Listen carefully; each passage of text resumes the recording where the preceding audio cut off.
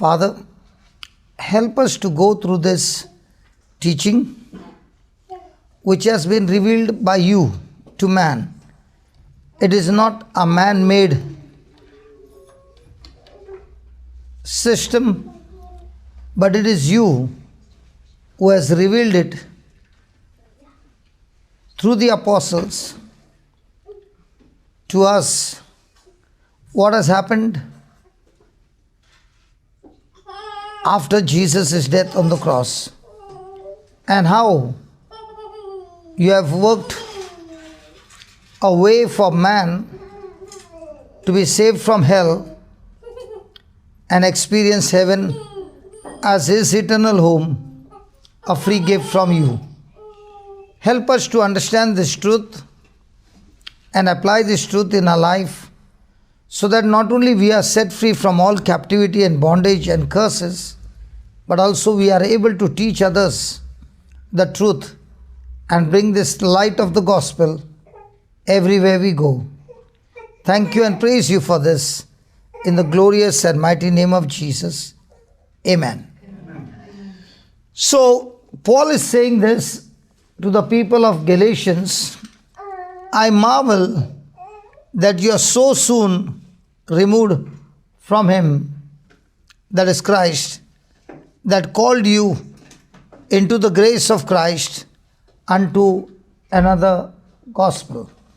It is so happened that Paul had preached to the people of Galatians. They had received the gospel with great joy. They had experienced the freedom, and now somebody else has come and introduced some wrong teachings, which has led them into believing another gospel, which leads a person back into bondage. We got to understand only the truth, and the truth, and the truth can set us free.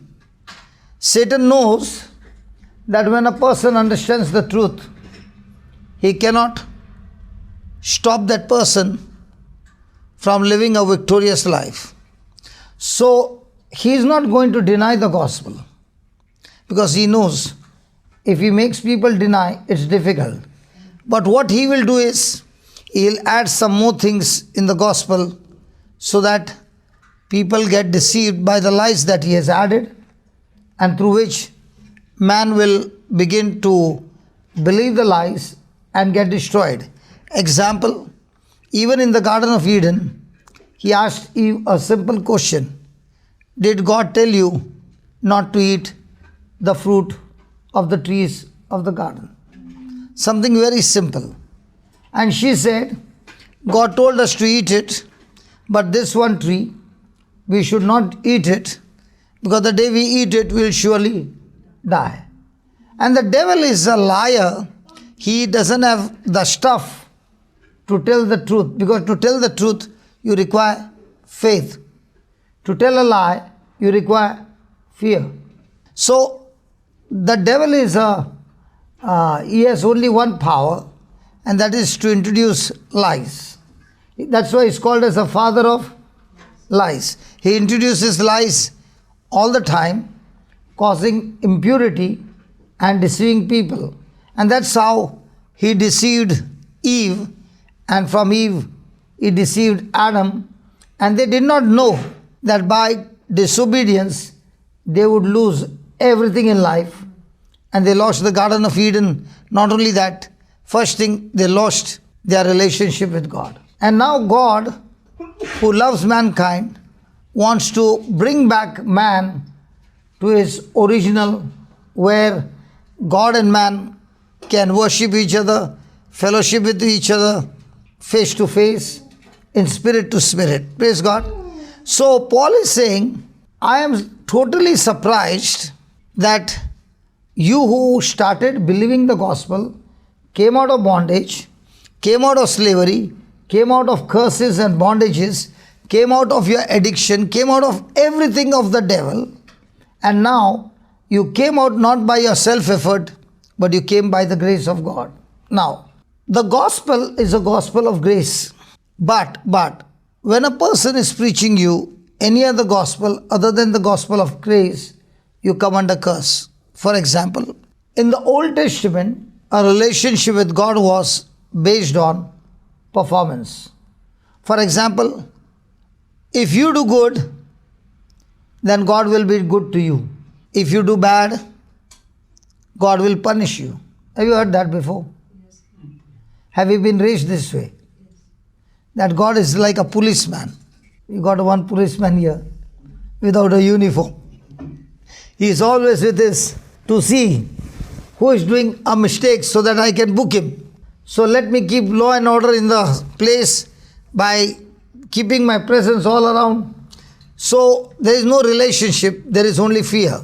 And under the law, man has to perform perfectly so that he get perfect goodness of God in his life. Correct? But the problem is, the law is good. But the man who is supposed to obey the law is imperfect because of disobedience. Can an imperfect man obey a perfect law? And that is a big problem. So God wants to show man by giving the law that man cannot have fellowship with God with his own power, with his own strength. He needs help from above. And that's why he is in constant need of a savior. So the law says, if you do well, you will be well. If you do wrong, you shall be punished and you shall come under curse. So man has to be extremely vigilant to see that he doesn't make any mistake. In such kind of situation, what do you think will be the relationship with God? Let's say the husband is extremely perfect. Okay? He wants everything perfect. And the wife loves the husband. Now she knows if she makes a small mistake, he'll flare up. So that's why she is trying her best to perform to that standard to keep herself away from screaming and yelling. Now, even though she is performing it day and night, will she enjoy her life? No. Is it coming natural or is it only to perform?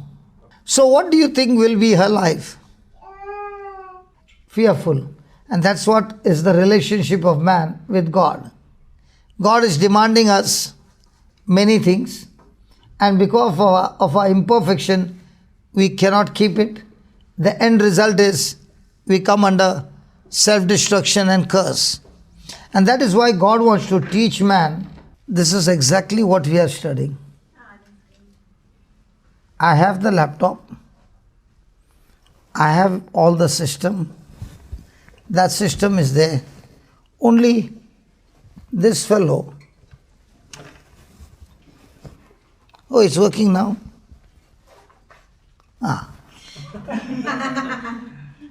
This fellow got disconnected, because of which the whole system is not working. Now once my brother has shown it to me, is it difficult for me now? Is it difficult for me now? Now just as I showed you that small cable, in the same way, when Adam and Eve disobeyed God, instead of this cable,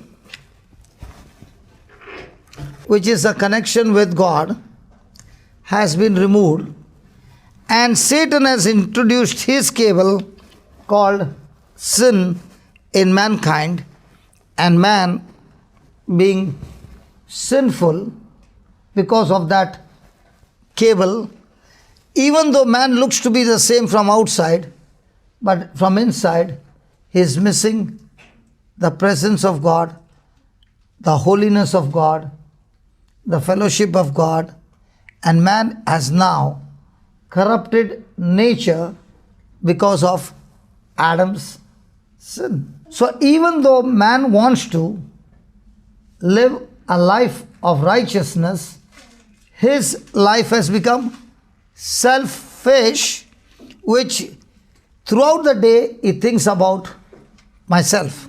He thinks about my self-benefit. He is all the time self-centered, and thank God we are not. Are we self-centered people? So the cable is still there. The cable is not there, but the cable has two ends. one to the laptop, one over here. So the connection on one side has been established by the gospel of Christ, but the other side of the connection is my corrupted mind having the knowledge of the world. And as long as that knowledge is there and not the knowledge of the truth, I will still be a born again, but still live a corrupted life because of my unrenewed mind. Praise God. I'll tell you honestly, this problem has solved my problem of explaining the life before Jesus is coming and after Jesus is coming. Before Jesus is coming, from the time Adam and Eve disobeyed God, we got corrupted nature, corrupted power, that we became a rebel of God. And no matter how much God loves us and no matter how much God cares for us, our nature itself is to rebel against God. And God has to deal with that rebellion spirit to get us back into His kingdom and experience the freedom from the kingdom of darkness. Praise God. Praise God. If you ask anybody, what do you think? Why did Jesus come? Jesus had come to forgive me of all my sins. Let's say Jesus forgives us of all our sins. And we are cleansed by His blood. In the morning. By afternoon, what happens? Has anybody been for confession? Yeah. When you confess, you are washed clean. What happens after 1 hour? You fall back into the same. Thank God, thank God. So once again we are getting back into corruption. Why? Because even though Christ has done His part, it is a still process of unbelief that gets us back into the same muck. So if God has to forgive us of all our sins, but He doesn't deal with sin nature, our life cannot be changed. Hello, are you there? Yes. Today you will enjoy this teaching. We'll look at the notes. We'll understand through the scriptures, first of all, who you are in Christ Jesus. And when you know who you are, you can operate like Christ in this world and turn things around you in your favor and also in favor of the kingdom of God. So the first thing I should understand, let's go to the notes and we'll study from there. Can that baby who is so small commit sin, Baba? Is that baby selfish or selfless? Even if the mama delivered the baby, how long was the labor pain? Huh? How long was the labor pain? Not long, about 12 hours. 12 hours. 12 hours. After 12 hours of labor pain, did the baby think of the mother or said, I want my milk now? Mama tired, but is the baby saying, Mama, get up at night and give me my milk now? Now Mama is tired carrying the baby, but is the baby saying, no, I want you to carry me? So that's the nature. Praise God. Praise God. I want what I want. Even though I can't speak your language, I've invented my own language, how I can get things done. Who is the boss at home? Baby. Who controls everybody? The baby. Who is the most powerful person in the house? But when you look at the baby, how does it look? Tender, so sweet, so cute. But when it gets angry, he or she can get the whole house under his control. Praise God. Praise God. So, Jesus came to set the captives free. Were we all in captivity? Yes. Now we got to understand that when Adam and Eve sinned, disobeyed God, even though Eve ate the fruit first, the power of sin. Okay, have you heard that word sin? And have you heard the word sins? Hey, sin, sins. Are they both the same? Are you annoyed because I ask questions? I ask questions so that we learn better. Is that okay? Yes. So, what's the difference between sin and sins? Sin is the root to rebel, and sins is because I got that root, my action is the fruit. So, if I don't have sin, then I have difficulty in performing sins. Sin came into the world through Adam. So, what did sin do? It brought the nature of Satan, selfishness, and because of which man became a selfish being who was first created in the likeness and image of God.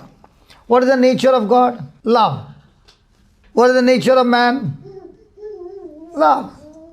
Has anybody ever said to anybody, I love you? No. Never said to your spouse, I love you? Are you married? Yeah.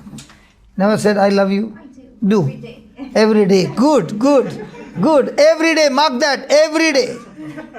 And when the spouse does not perform based on your expectation, then you still, yeah. Does the love start fluctuating?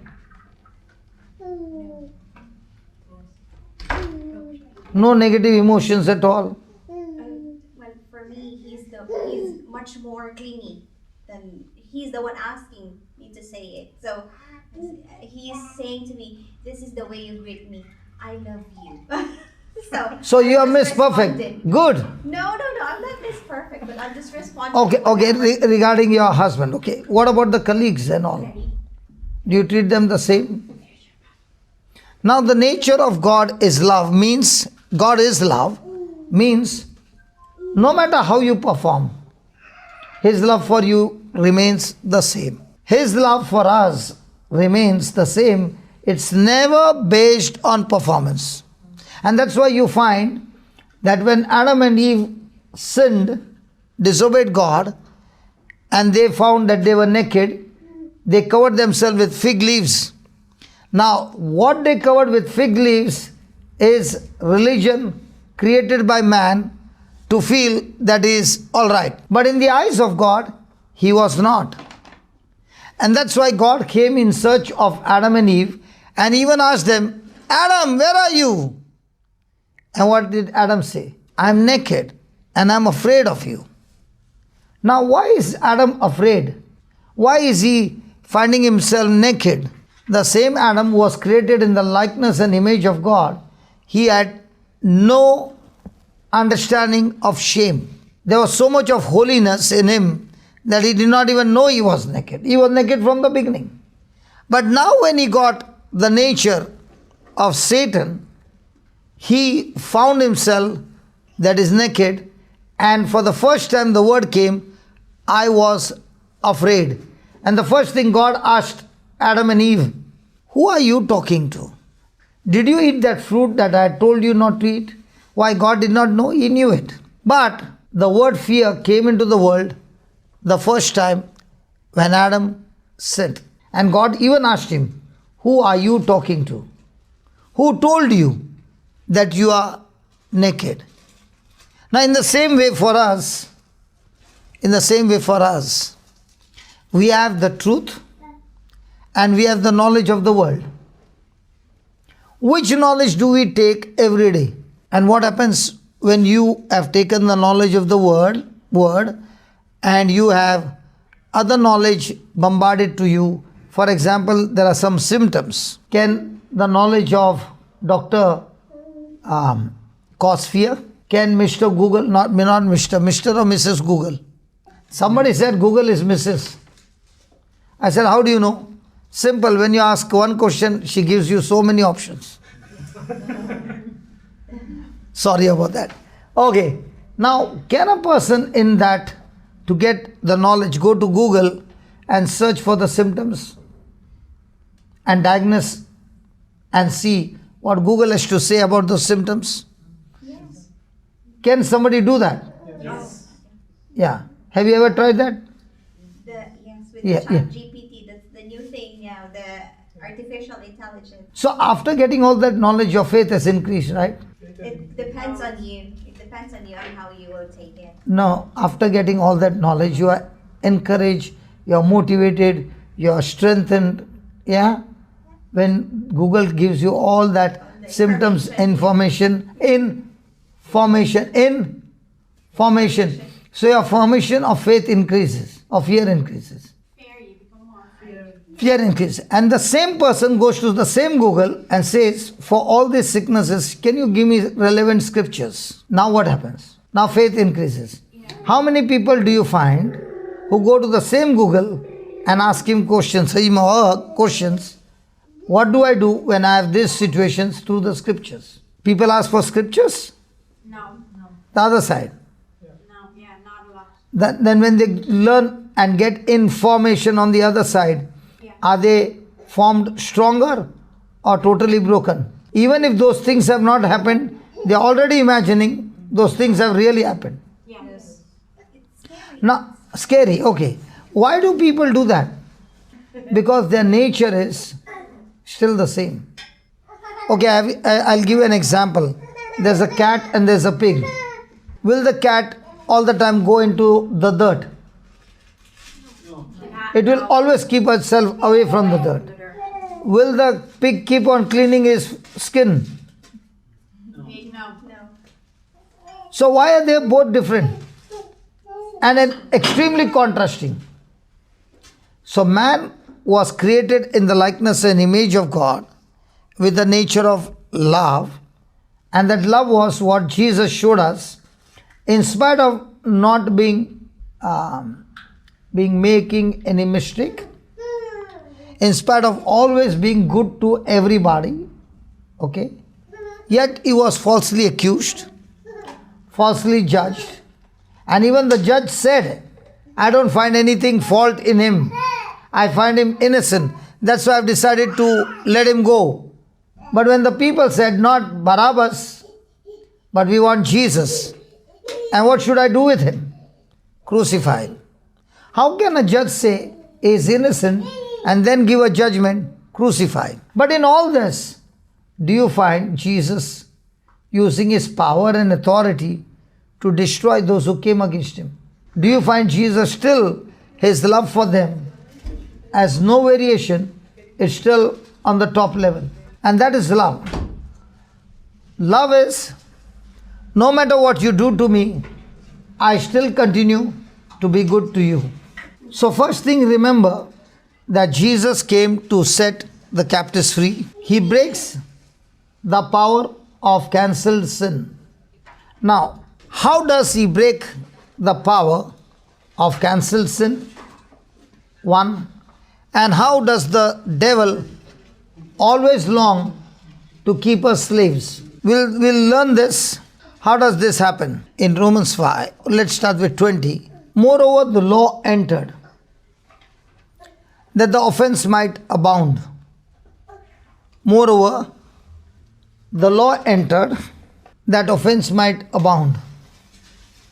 Officer, what do you say about this? You are in charge of keeping law and order in the state or in the town. The word says, when the law entered, offense might abound or began to increase even more. Why? Let's say you are a traffic police, and on that route there was no speed limit. But one day he came and put there 50 kilometers per hour. Now you are a person who is going by that route every day at 60 and 70. The moment he put that 50 and you went 52, 55, can he book you? So when the law came, the law demanded obedience, submission, and if I don't submit or obey, I have done a crime for which I should be punished. So when God gave the law to show man that God's standard is so high and he wants man to be on that standard, but man doesn't have the power to maintain that standard. And that's why God wants to show man that man says, I'm powerful. Man says, I'm strong.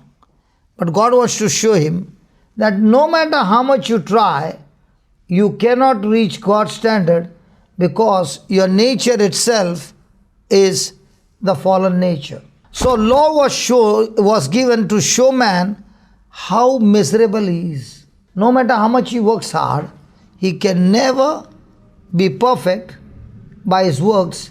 He will still fall short of the glory of God. And that's why where sin abounded, grace did much more abound. So here is God's word saying, when law, disobedience of law brought more and more sin, God sent His Son Jesus to obey the law on our behalf, so that through His obedience He can give us grace. It means that we have broken the law and we have sinned. Jesus comes into the picture as a substitute. I need to believe this very, very, very important, that Jesus is my substitute and He is my representative. If I do not believe that, then I cannot receive the gospel of Christ. Adam is the head for human race. Adam is the representative. Every action of Adam had an effect on the whole mankind. Is that true? Adam's action of rebelling against God has caused damage to mankind, and we all got infected with sin nature. Do you understand? So when the law came, the law showed man that to live a victorious life, this is God's standard. But because of man's fallen nature, man rebels against the law, and therefore sin increased. But the good news is, when sin increased, grace multiplied much more without limit, and that grace comes from Christ. Let's see John 1. Let's start with 10th. Jesus was in the world, and the world was made by Him. Agreed? Yes. Hello, agreed everybody? Okay. And the world knew Him not. Now imagine Jesus in a human form is going all around. He looks just like you. Can you ever believe that this man, whom I can see with my eyes in those days, is the creator who made the heavens and the earth? Will anybody believe that? Hello, I'm asking you. No, that's what happened. No. Not at the start. That's what happened in those days. So people who saw Him could not believe that He is the creator, because He emptied His glory from God and came down to this earth as man. Then He came unto His own. Did He come to the Jews? Yes. Yes. And His own received Him not, right? But as many as received Him, when He began to teach the disciples, the apostles, who He is, He even asked them, who do people say I am? And they said, you are one of the prophets, Elijah, John the Baptist, or Jeremiah. But Simon opened his mouth and said, you are the Christ, the Son of the living God. Now Jesus said, this truth or this knowledge was not revealed to you by any man, it was revealed to you by my Father. And because you received this revelation, you are no longer Simon. This voice that you heard of my Father, connection, has changed you forever. You are no longer Simon, you are Petrus. And on this revelation, I'll build my church. You and I are the church. So when a person gets revelation, understanding from the scriptures, praise God, Praise God. that's when the person's life is changed. He doesn't want to go out. Please come in. He's all right. Please come in. He's all right. He doesn't want the mama to go out. Good. Thank you, Jesus. He likes to hear my voice. Praise God. Hallelujah. Hallelujah. If the mama has come all this distance carrying the child, and the mama cannot hear, will there be any information going inside? No. And if she doesn't get the information, will there be any change? No. the right information is what is going to bring the whole change in our life. Thank you, son. Praise God. Hallelujah. He wants the mama to stand. That's all. But mama, you can stand, sit, do anything, but listen to the information. Hallelujah. Hallelujah. So as many as received him, those who received him, their lives were changed forever. They were ordinary fishermen, and they were not even experts like teachers of the law, like the scribes and the Pharisees. But yet, when they opened their mouth and they spoke, there were signs, wonders, and miracles. So as many as received him, to them gave he power to become the sons of God. So are all people in this world sons of God? No. Look over there. I am not saying. See, you might be thinking something. But the scripture is saying, only those who receive Christ. So the gospel is shared to everybody. Does that mean everybody believes? No. But only those who choose to believe, to them God gives them the power to become children of God, sons of God, even to them that believe on his name, which were born not of blood, nor of the will of the flesh, nor of the will of man, but of God. So who are the people who will receive Jesus? Those who are born of flesh and blood? Were we born from a mother's womb? Yes. Of flesh and blood? Yes. Will of the flesh, will of man.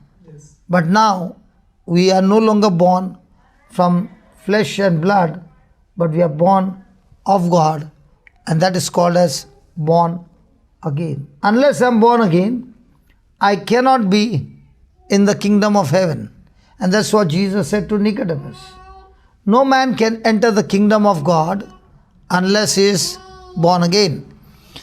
Praise God. Praise God. So are we born of God? Yes. Yes. Look at the 16th verse. And of his fullness have all we received, grace for grace. For the law was given by Moses, but grace and truth came by Jesus Christ. So when the law was given, the law brought death. The law brought damnation, condemnation, judgment. And the law said, because you have broken the law, there is no chance for you. You are destined to go to hell. But Jesus came, and with him came grace and truth. And what is that grace and truth?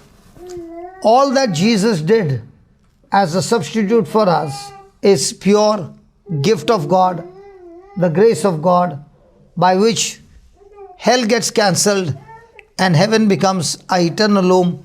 And now let us see, how does God set this system for us to be saved? So when Moses came, he brought what? Law. When Jesus came, what did he bring? Grace and truth. Praise God. Now let's go to Romans where we left. Moreover, the law entered that the offense might abound. Where sin abound, grace did much more abound. So law came and law said, if you don't do this, you are under curse. And the law was so perfect that no man can keep the law. And sin began to grow more and more. But thanks be to God, putting all the sins together that brings destruction, Jesus came and took all that sin in his body to set us free. And that's why it says, as sin has reigned into death, even so might grace reign through righteousness unto eternal life by Jesus our Lord. Through Adam's one action of disobedience brought destruction not only in mankind, but from mankind it brought more and more multiplication of destruction. In the same way, by one man's obedience, named Jesus Christ, opened the whole door for grace to come into our life, that through that grace we have power from God to be saved from every destruction that comes from the law. How this happens in the next chapter. So here comes the argument. If you say sin increased and multiplied, then grace multiplied much more, then what shall I say? Shall we continue in sin that grace may multiply? And here's the answer. God forbid. How shall we that are dead to sin live any longer therein? Can a dead man commit sin? No. So now he's giving us an explanation how God has set this system that we are now dead to sin and alive to Christ. Shall we start? Yes. Hello, shall we start? Okay. The first thing he says in verse 3, can you read that? What is no? For example, when we came here, it was not working. He knew what was the reason. So he also said, I know. Both the technical men are running to where? To the shop. Because they know there is a gadget. If I can get it and connect it right, this will start working. So they know. Before it started working, did they know? Yeah. Yes. That's why they went and bought that gadget. Now, even though the gadget was there, but this small cable was not connected. Did it work? No. No. In the same way, he is saying, are you baptized? Do you know you are baptized? Yes. Do you know what happened in baptism? So he's saying, know you not that so many of us as were baptized into water, nobody is talking here. Baptized into water or baptized into Christ? So what is baptism? Baptism of the Spirit. Huh? Baptism of the Spirit. He is not talking of baptism of the Spirit. Are you baptized? Yes. And some of you, were you there when you had your children baptized? Yeah. You were there, right? So what exactly happened when you were baptized? Yeah. Become family. Become part of the family of God. Before the family, what is baptism? Baptism is when one person gets united with the other person, one. One person is immersed in the other person is baptism. They are not separate. They are one. Let me give you an example. Were we there when Adam was in the Garden of Eden? No. But were we inside of Adam? Yes. Example, I got a corn seed. And if I show you, what do you see? You will say, I can see a corn seed. Somebody will say, I can see a forest of corn. Why? Because the potential to make it into a forest is in that one seed. Yes? The potential of reproducing and making a mankind is in that one seed, Adam and Eve. So if Adam got corrupted, every child after that got corrupted. One of the classic example is, let's say one man came from outside to Ireland and he passed the security in Ireland airport and he was infected with COVID. Now is that man extremely dangerous to this country? He went shaking hands with everybody. And you were so happy because he was so gentle, and some of you went and hugged him also. Now, through that, did you get infected?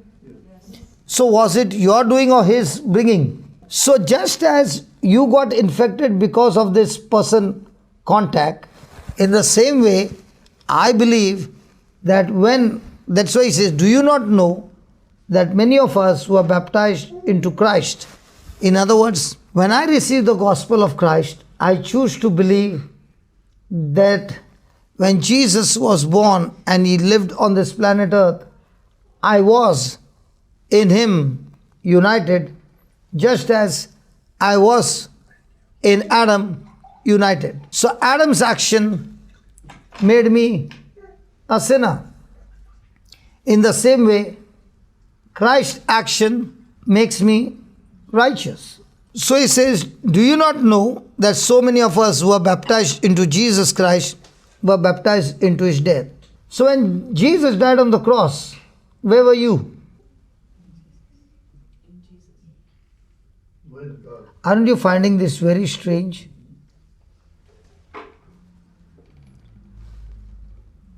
And unless these things are taught to us, we cannot live a life of freedom. Where was I when Jesus died on the cross? He is saying, don't you know that when Jesus died on the cross, you died with him? Now you'll say, but was I born? Okay, were you born when Adam committed sin? But did Adam's action make you a sinner? Yes. Got you corrupted? Yeah. Just as Adam's action got you corrupted, don't you know that when Jesus came, he did not come to live his life, he came to give his life for us, even unto the point of death. He came on a mission. Jesus' death on the cross is not a murder. It is not even a martyrdom. It is a well-planned mission by the Father, the Son Jesus, and the Holy Ghost. And the mission was that he has to come to this planet Earth and live a life of righteousness and become a substitute for mankind. Now let's go a little more deeper. We were born from a mother's womb, from the sperm of the father and the egg of the mother, right? Now let's look at Jesus' birth. The angel Gabriel came and gave her a seed, the word. And when she agreed to that word, only then the Spirit of the Most High came and overshadowed her, and the conception took place. Now, was there a sperm of a man? Sin comes into the world through a man or a woman? Angela, who ate the fruit first? So sin comes into the world through whom?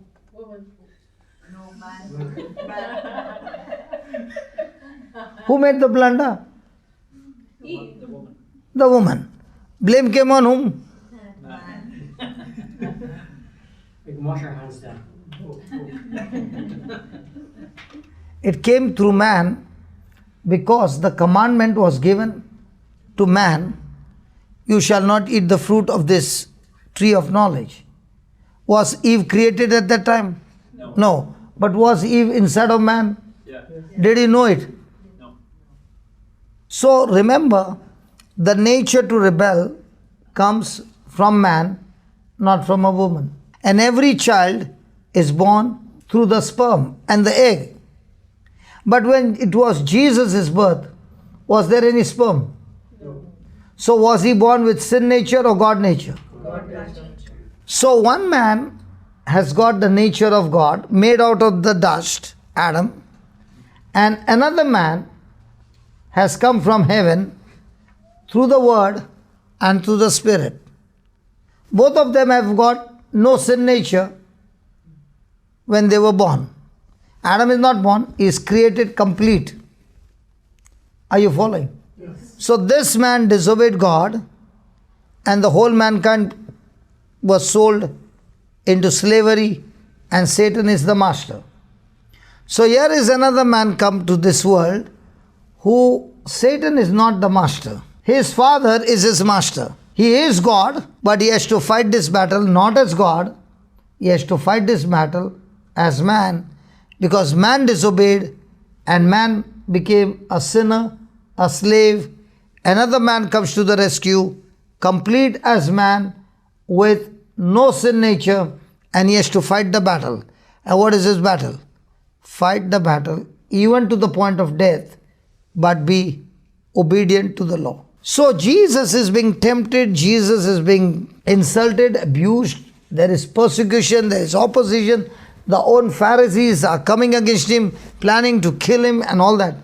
And all that he has to do is continue to operate in love and not have hatred towards anybody. Now when Jesus was accused to be crucified, the Bible says Jesus was joyful. Can a person be joyful when somebody accuses you to be crucified on the cross? I'll show you so that we understand the scriptures better. This is not for head knowledge. This is for understanding through the heart knowledge what exactly happened, and because of which we are changed from within. Look at verse number 2. Looking unto Jesus, the author and finisher of our faith, who for the Joy.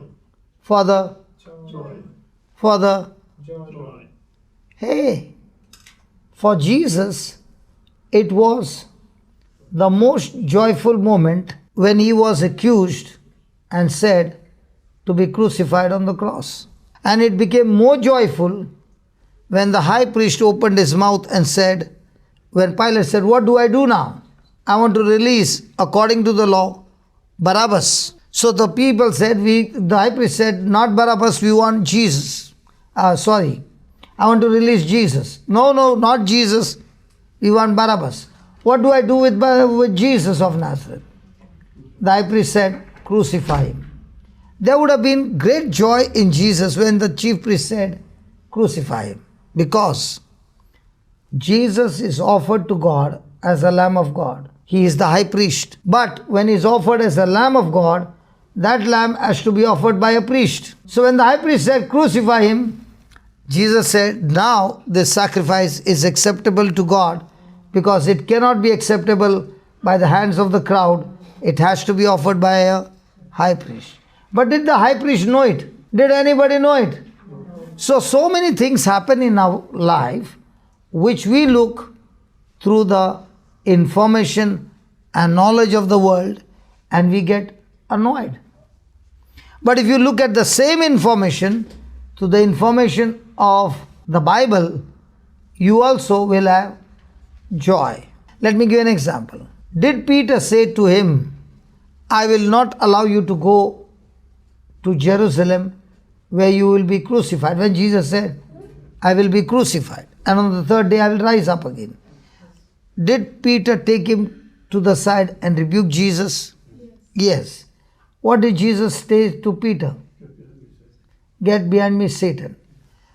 When Jesus met Judas in the garden and Judas came and kissed him, did Jesus tell him, "You Satan," or did he tell him, "My friend"? How can Jesus call Judas a friend and Peter Satan? Judas is handing him over to the authorities from where his journey begins to be crucified. What would we call Peter? A friend or Satan? Friend. And what would we call Judas? Isn't it exactly opposite? Why? Because Peter is hindering Jesus to carry out his Father's orders. Judas is actually helping him to get arrested so that his mission begins. So when we live in this kingdom, do we live based on kingdom thinking or our own kingdom thinking? That's why we are all the time sorrowful. So are we supposed to think from the kingdom point or from our own kingdom point? So we live our life based on which information? So that's why you find Jesus, the author and finisher of our faith, who for the joy that was set before him endured the cross, despising the shame. Okay, let's say somebody falsely accused you and put you to shame, and everybody look at you as a criminal, and you are put into shame. Can that person ever get up? Shame is such a spirit that a person, when he gets into a shame, he will never get up. Shame will keep on condemning the person that he will end up committing suicide. That's what happened to Judas. So, inspiring that shame, that he will be put to shame as the worst criminal, and he will be treated as a criminal, and he will be crucified, yet Jesus is filled with joy. And what is his joy? His joy is when he becomes our substitute and dies on the cross and sheds God's blood, sinless blood. You and I are delivered from hell, and we get a chance, an opportunity to make it to heaven. Jesus is looking at that and is filled with joy. That mama over there, she said she had labor pain of 12 hours. And this is her first pregnancy, right? 4.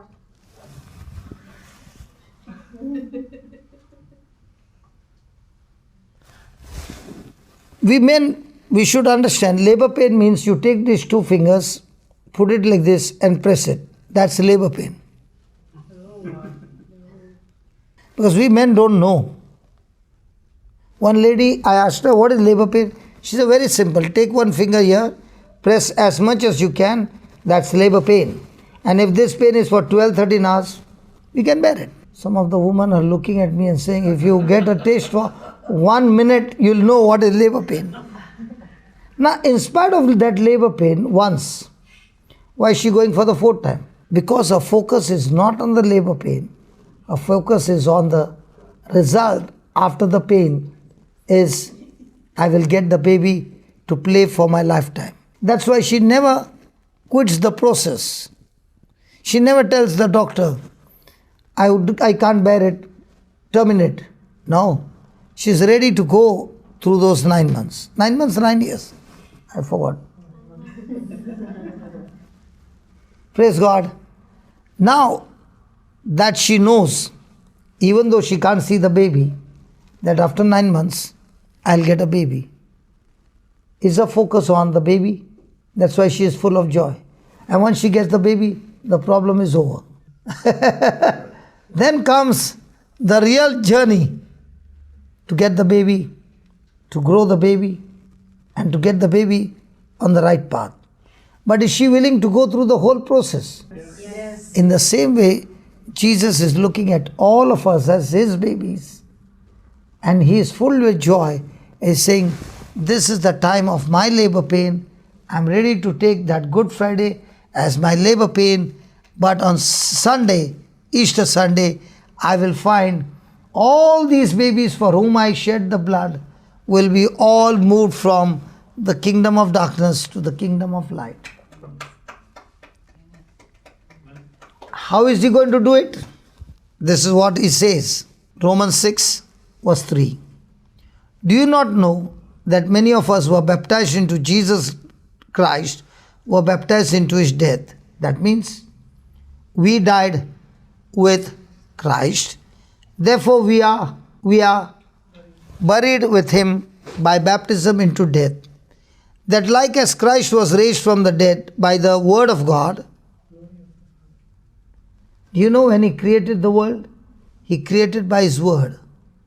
But when he raised Jesus from the dead, it was not by the word, but by the power, the resurrection power of Christ. And that resurrection power gave us new life. Now, let us see what happens in the verse number 4.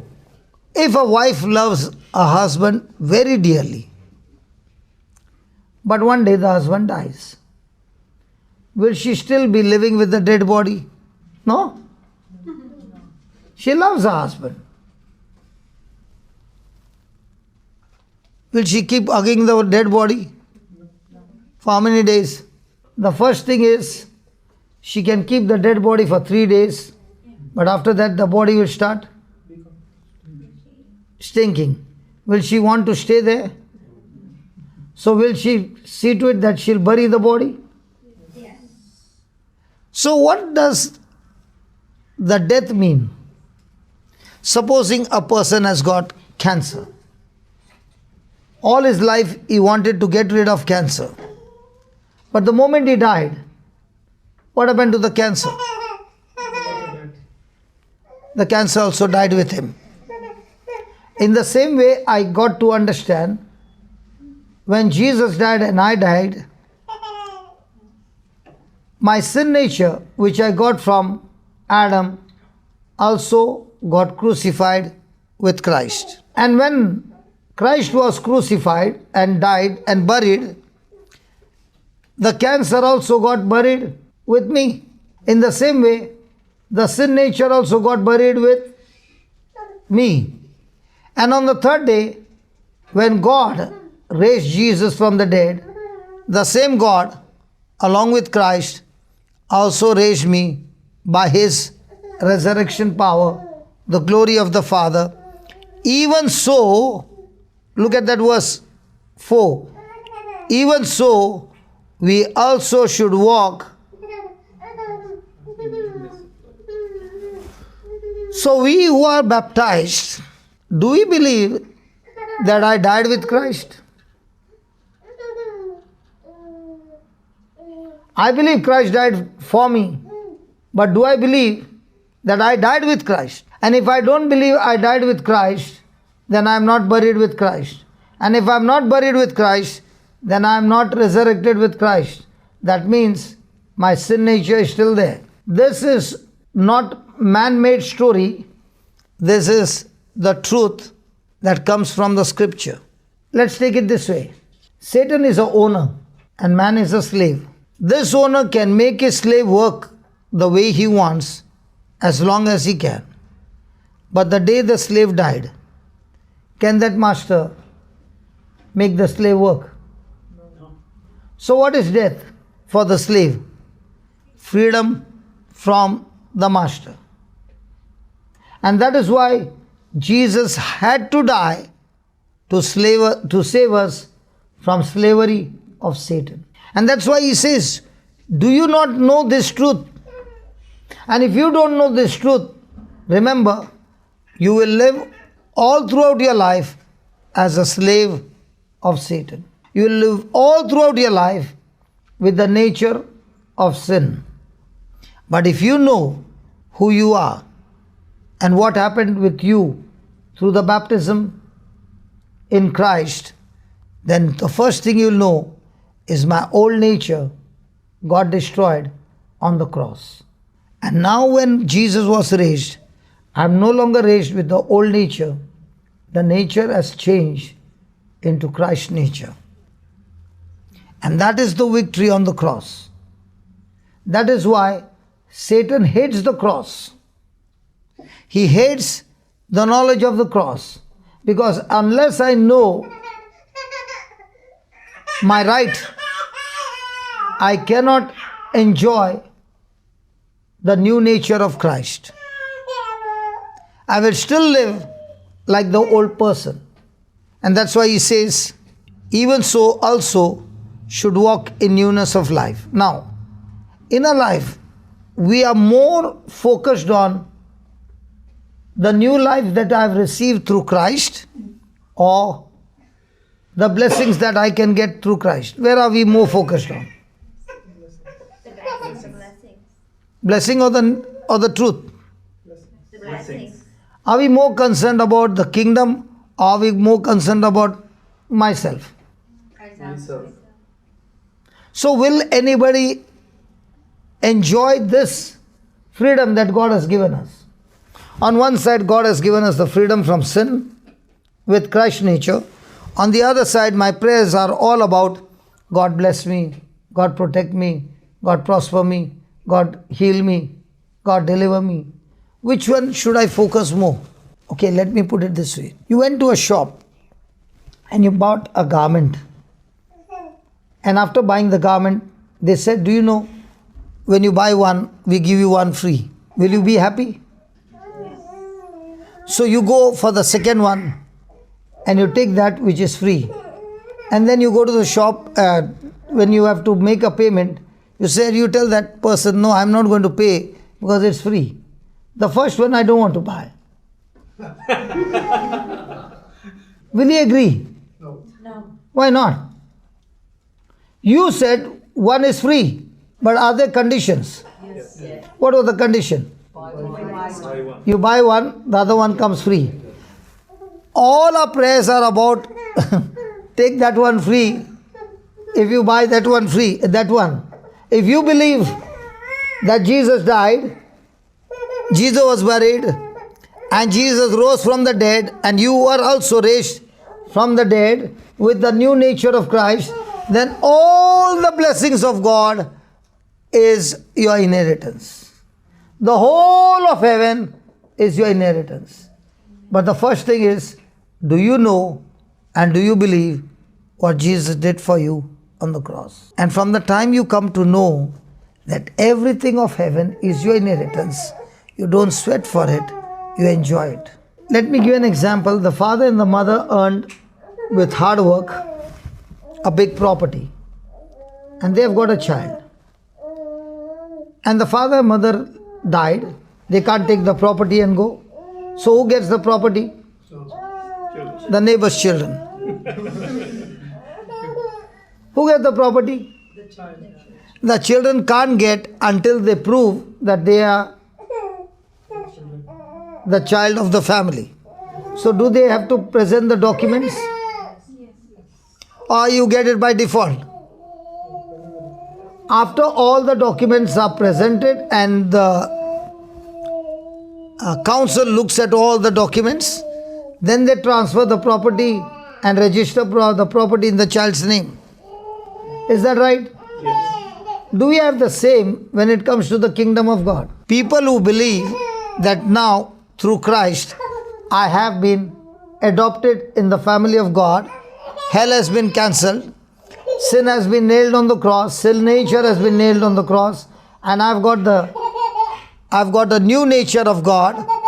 When I believe those documents by my faith, now everything in heaven becomes yours. What happens to a person who owns a big property but he doesn't know that property belongs to him? Can he live like a beggar all his life? Until somebody says, hey, what are you begging, man? Your grandfather is a rich man and he died and he left all this estate and your daddy did not know. I'm your uncle, come let's go to the council and let me show you the document. And he comes to know is right, and now he is enjoying his inheritance, right? Yes. What about us? Are we children of the Most High God? Yes. So are we supposed to beg or believe? Believe. And what are we champions in? Believe me, from the time I began to understand the scriptures, not only my life has changed, I'm enjoying the inheritance every day. You might be praying a lot. I don't pray a lot. I study the scriptures a lot and understand what God has done for me through Christ, and I enjoy that. And all I do is believe, and the next moment things begin to manifest. Which one is better? Receive as an inheritance or earn a salary? Huh? You inherit a big estate or you work hard to get a salary. That's why under the law you have to work hard to get from God. In the new covenant, it's all given to you as a gift from God, and all you need to do is believe. Look at the fifth verse. For if we have been planted together into the likeness of his death, we shall also in the likeness of his resurrection. Now, were the apostles simple fishermen? Were they smart in the scriptures? Were the Pharisees smart in the scriptures? Yes. So how come the Pharisees could not heal and the fishermen could do such supernatural things? Did they believe in Christ? Did the Pharisees believe in Christ? So did they have the same scriptures? Yeah. Were they the teachers of the scriptures? But did they have Christ? That's why they could not do anything.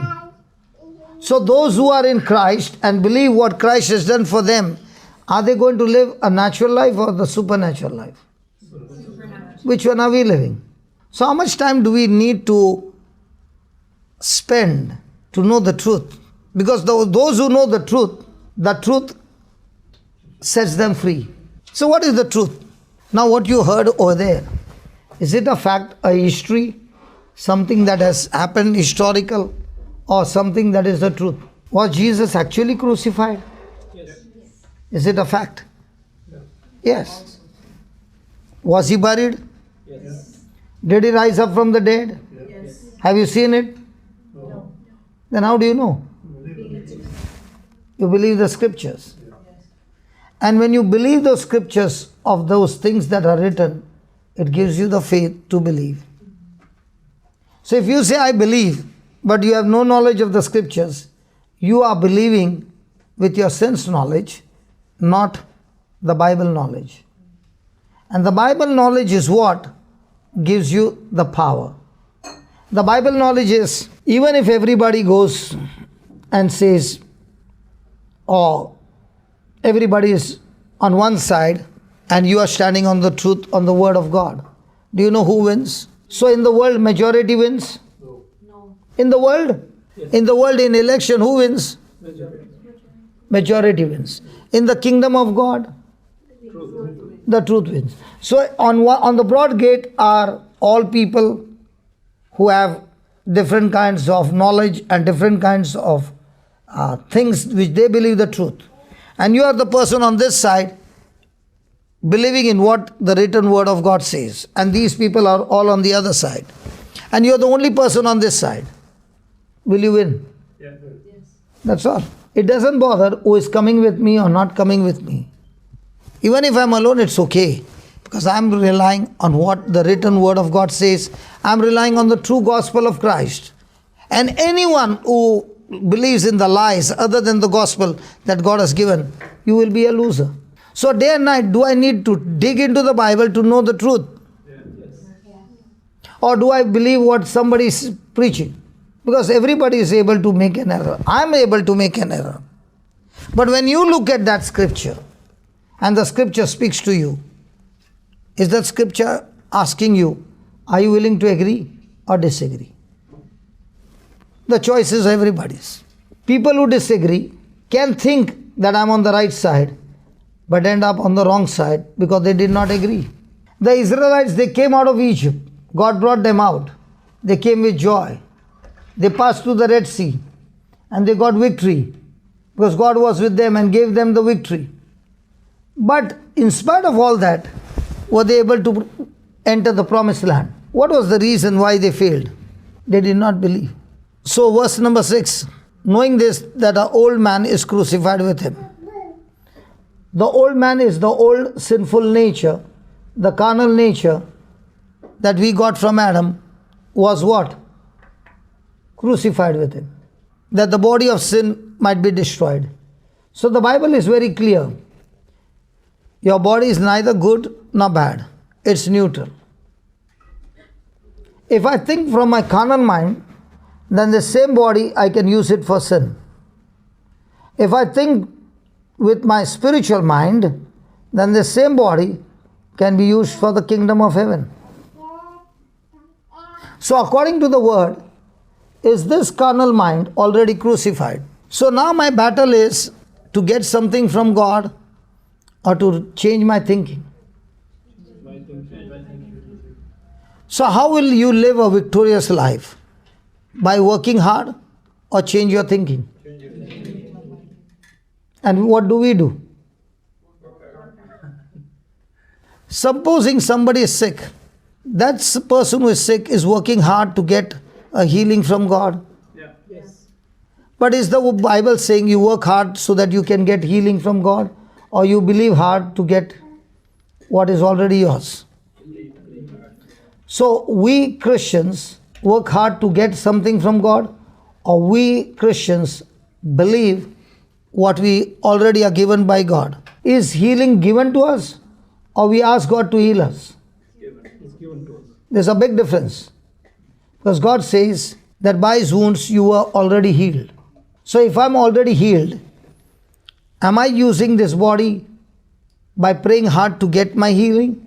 Or am I believing in my mind that God, I thank you that according to the word, you are already healed, and that's why I'm using my body in that direction which you have already declared. Which one do we try? Sorry? We probably work hard praying. We work hard praying. But do we work hard believing? So who is our greatest enemy, Satan or our own unbelief? So who are you fighting against? Satan or against yourself? No, Satan can only give you lies. He cannot touch you.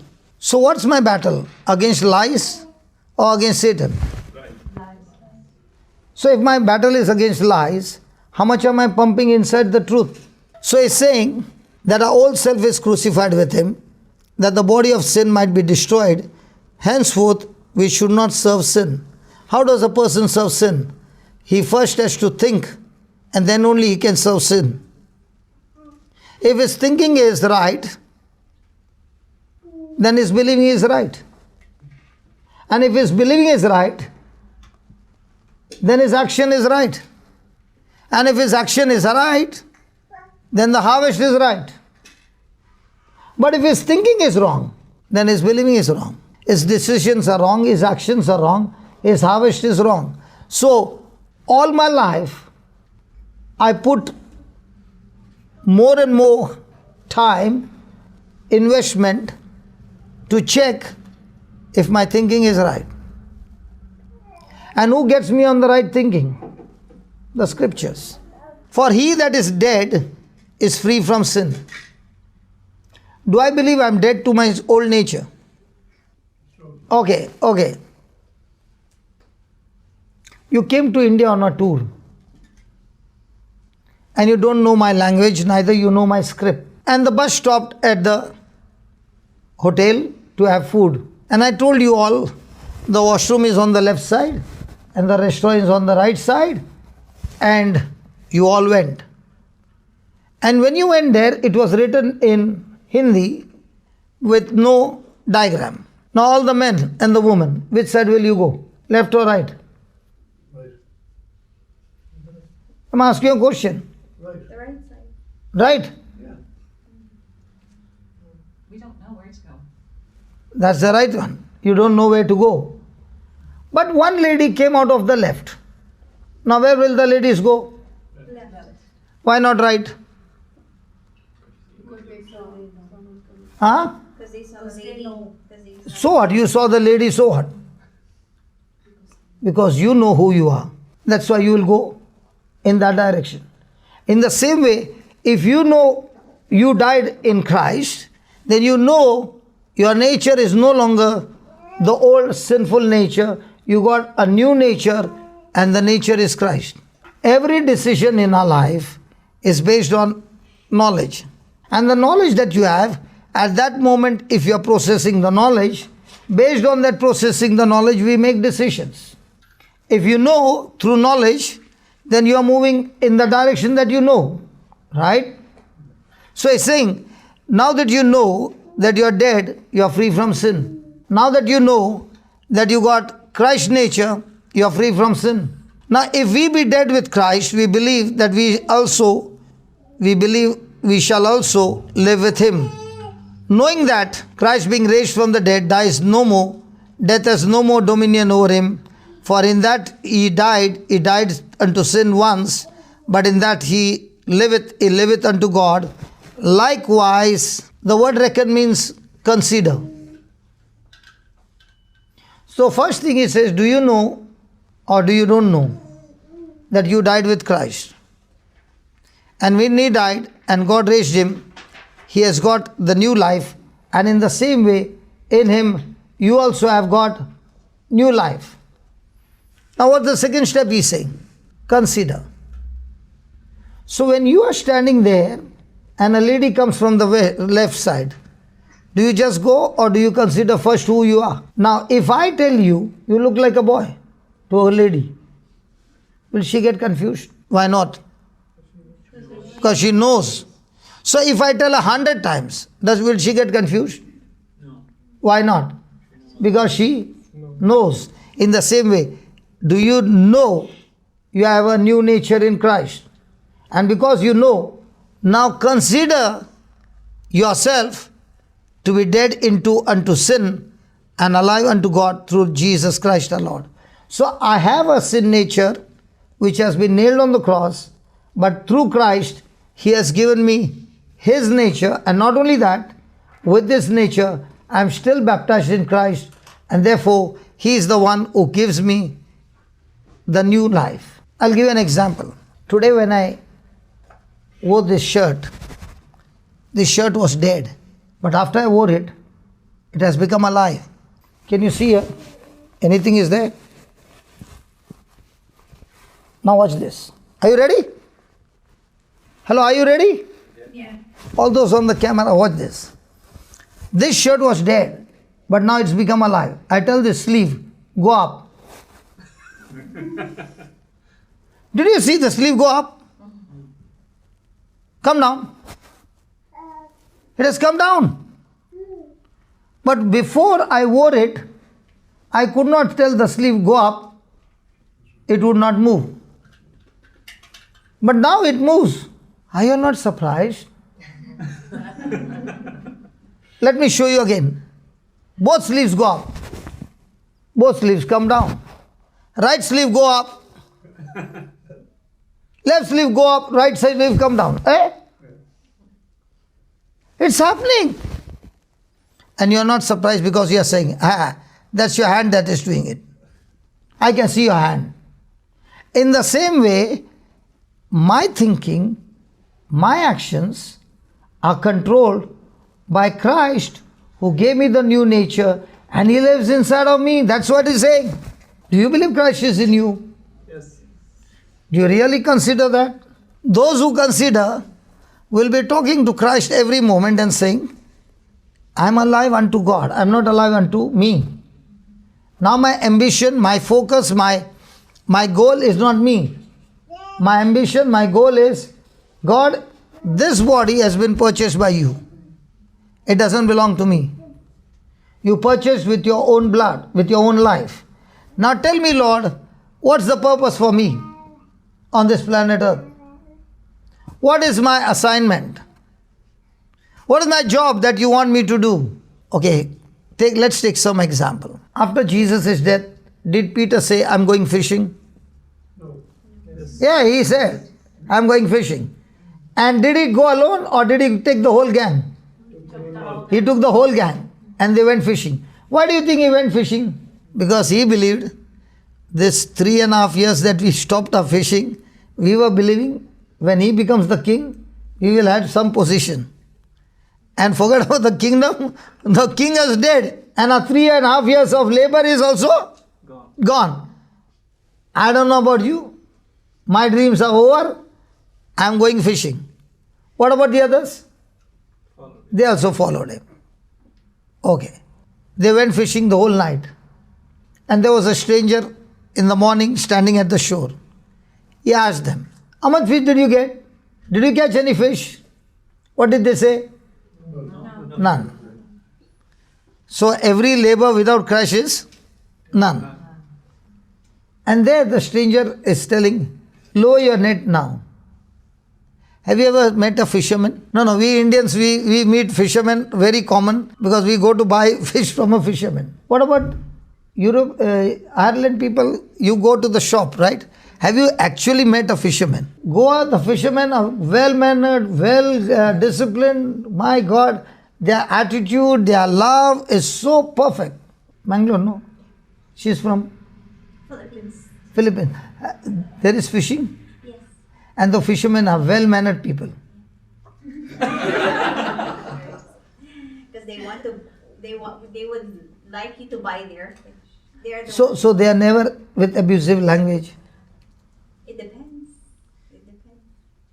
You ask our Indian brothers and sisters, they'll say it's very dangerous to even talk to them. They can get flared up in no time. You would come to India and see our fishermen. Some of the Indians have stopped looking at me only. Because I described. Now, imagine these fishermen. They worked the whole night and they came to the shore with no fish. And a stranger is asking, how many fishes you got? What will be the reply in Indian? Hey, jana. Why are you bothering me? They will start with abusive language. Okay. Now here is a stranger asking them, how much did you get? And they are saying none. And saying lower the net. You are a fisherman or what? You don't get fish at the shore, you have to go deep sea. What you are telling, there will be an argument. But they lower the net. And at the shore they get huge fish, that the boats are full. And there's one person, John, who is telling Peter, that stranger, no, is Jesus. And I saw him dead, man. I saw him being crucified. I also saw his dead body being put in the tomb. Did they see all that? They saw Jesus dead, buried. Yeah. And now a stranger is saying, and John is saying, is Jesus. What happens to Peter? He jumps out of his boat and goes and meets Jesus. And the first question Jesus is asking him, do you love me? And what is Peter saying? I do love you. Is Jesus saying, you denied me, no? You are the same fellow, no? Hey, you are the same fellow, no? Who denied me? And you are saying you love me? You are fired from your position. You know what? I would have made you the topmost leader. But looking at you denying, you have been fired. Did Jesus say that? What did Jesus tell him? That's the second time. No, what did Jesus tell him when he said, I love you? Feed my Go and feed my lamb or sheep. Now, did Jesus fire him? Now, when Jesus told him, go and feed my sheep or lamb, did Peter know the kind of potential that God had put in him? He did not even know a few days from now on, henceforth, few days, might be 50 days. Okay? There would be Pentecost and the Spirit of God would come. And that same Peter who is going fishing would be such a man who would change the face of the earth. The same man would preach and 3,000 soldiers, people would be changed by his preaching. Did Peter know that? Now, is Jesus asking him to go and feed the lamb? Yes. Did Peter follow his instruction? And did he go fishing again? No. He took that instruction. What happened when the day of Pentecost came? Did that change Peter's life forever? Yeah. Honestly speaking, in my life, when I came to Christ, and there was one night when the Lord asked me, do you want to do your business or do you want to follow me? And I said, I want to follow you. So he said, what will you do with the business? I said, tomorrow morning I'll go and close down my business. And I closed down my factory the next day. Now at that time I did not know what would happen. But when I followed his instruction and began to study the Bible and began to apply the Bible in my life, when I look back, the best thing that has happened to me in my life is the day I made Jesus the Lord, and the second, the day I heard his voice saying, follow me. When I turn back and I see today, that decision has made an impact in so many people's life around the world that I could give my time and whatever God had taught me, I was able to teach people and their lives have been changed. So if you ask me, who do you live for? I live for the kingdom. This body is not mine. It has been purchased by Jesus. And here, as he says, likewise, reckon you also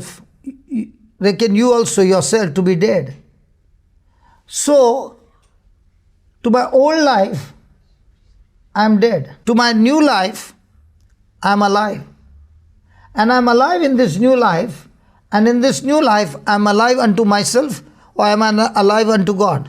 So, are we alive unto God, or are we alive to fulfill our dreams? Hello, are we alive to fulfill our dreams? Or are we alive to fulfill God's dream?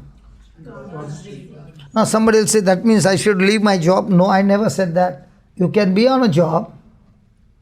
And there are so many people who are there who are in a bitter state or whatever things. When they look at your lifestyle, even without you preaching, looking at your lifestyle, they should be attracted that they should see Christ in you. And that Christ in you is the one who will serve them and change their life. So when people come against you, insult you or do whatever, they should taste Jesus in you. This shirt is my is a clothing that I worn from outside. But this hand is the one who is making my sleeve move. In the same way, my body is on the outside, but Christ who is in me is making me move and make decisions which will change other people's life. And that's why he says, likewise, reckon or consider. The same word reckon or consider is in that parable where the younger son came back home. The Bible says he came to his senses. He came to his senses and began to consider. In my father's house, there are many servants. Thank you, brother. In my father's house, there are many servants. And my father takes care of all those servants. And they are treated so well. Actually speaking, the son for the first time discovered the goodness of his father. And he made that decision, I will go back home. Praise God. Can you hold on for a minute? I'll just make a prayer. Heavenly Father, I thank you that this mother came to receive the truth. She did not even ask me to pray for her, pray for a baby. She did not come to ask her need, but she came to receive the truth. And I pray, Lord, that what she heard, she has received the truth. She is a new creation. No matter what has happened in the past, it has all dead. As Lord Jesus, you died on the cross. Everything of her past is dead. And as you, a Heavenly Father, gave you, Jesus, a resurrected life, the same resurrection power is flowing into her and her family members. And I thank you that even as she is going back, from now on she'll consider, as you said, that we are all dead to sin, but we are all alive unto Christ who dwells inside of us. Heavenly Father, thank you for this truth, that this mother is receiving the truth and the grace from you. And Lord Jesus, as you dwell in her, Spirit of God, you are revealing to her the hidden mysteries and helping her to live a life that she has never lived before, a life of grace and truth, not with her performance, not with her self-effort, but believing in the promises and moving into action, into those promises, that too, not our own strength, but purely the grace of God. Thank you, Father, for blessing her. Thank you, Father, that with this truth, her life is supernatural, and that supernatural life, as she is tasting, she is able to bring that taste in the lives of others. Thank you for this. In the glorious and mighty name of Jesus. Amen. Amen. And amen, amen and amen. Thank you so much. My children. How many children? My 4 is up. So this is the fifth one. No, this is the 4th. This Maybe 5th. Hallelujah. Yeah. So in spite of the labor pain, you are ready to go and for the fourth one, fifth one, and you are saying now maybe the fifth one also. 4th. Praise God. So that means, I haven't been well since he was born. so that means looking at your example, it shows that mothers, when it comes to children, they are ready to take any kind of uncomfort, but the joy of bringing the children into this world. And the same it is with all of us who have the new nature of Christ.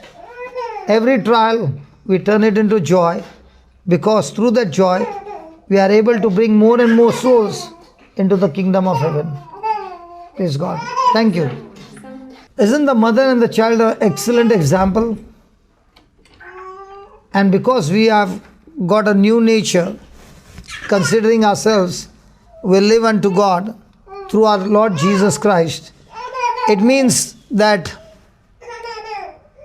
many a times we believe that we are the ones who serve God. We cannot serve God because He is perfect. But we have a King of Kings, the Lord of Lords, Jesus, who says, I have come to serve you and not to be served. So actually speaking, Jesus is the one who serves us. For example, now, the baby is the baby is crying. And at the same time, I want to hear the word of God. The mind is saying, if only the baby can be quiet, I can hear clearly. Now you look at the mothers. When the baby is crying and the mother wants to give the baby something, she is, no matter what happens, she is totally focused on the baby. She is not distracted. There might be many things uncomfortable, but she is totally focused. And that's what Christ does in our life. He is inside of us. And if we have joy in every situation, there is noise, there is no noise, there is comfort, there is no comfort.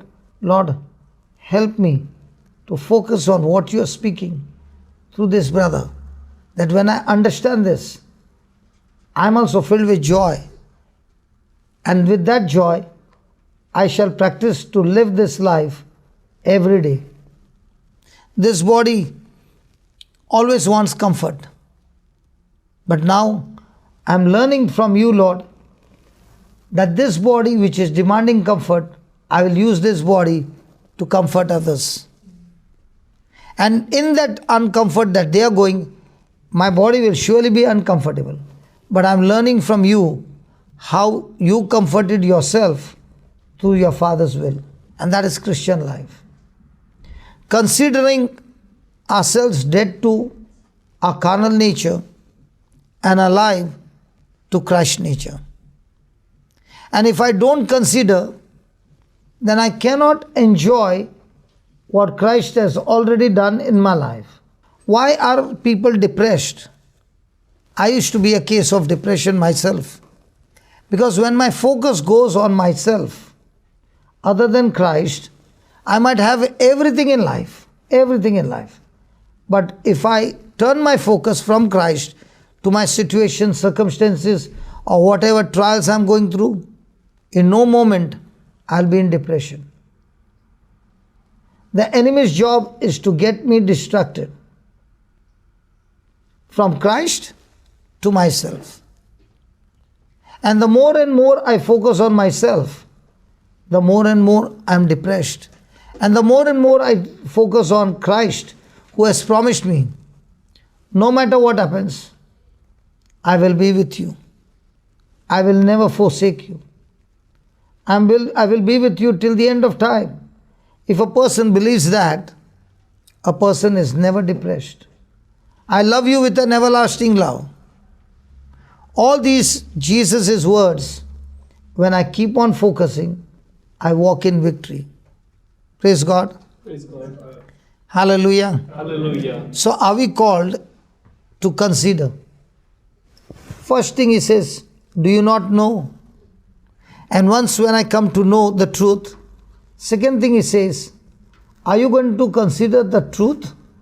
Or are you going to consider the facts? Are you going to consider your emotions? Or are you going to consider what I told you? What do I consider is going to be my future? And what is the enemy going to do? He is going to put maximum pressure to use our senses. The kingdom of God is all about truth, emotions, senses cancelled.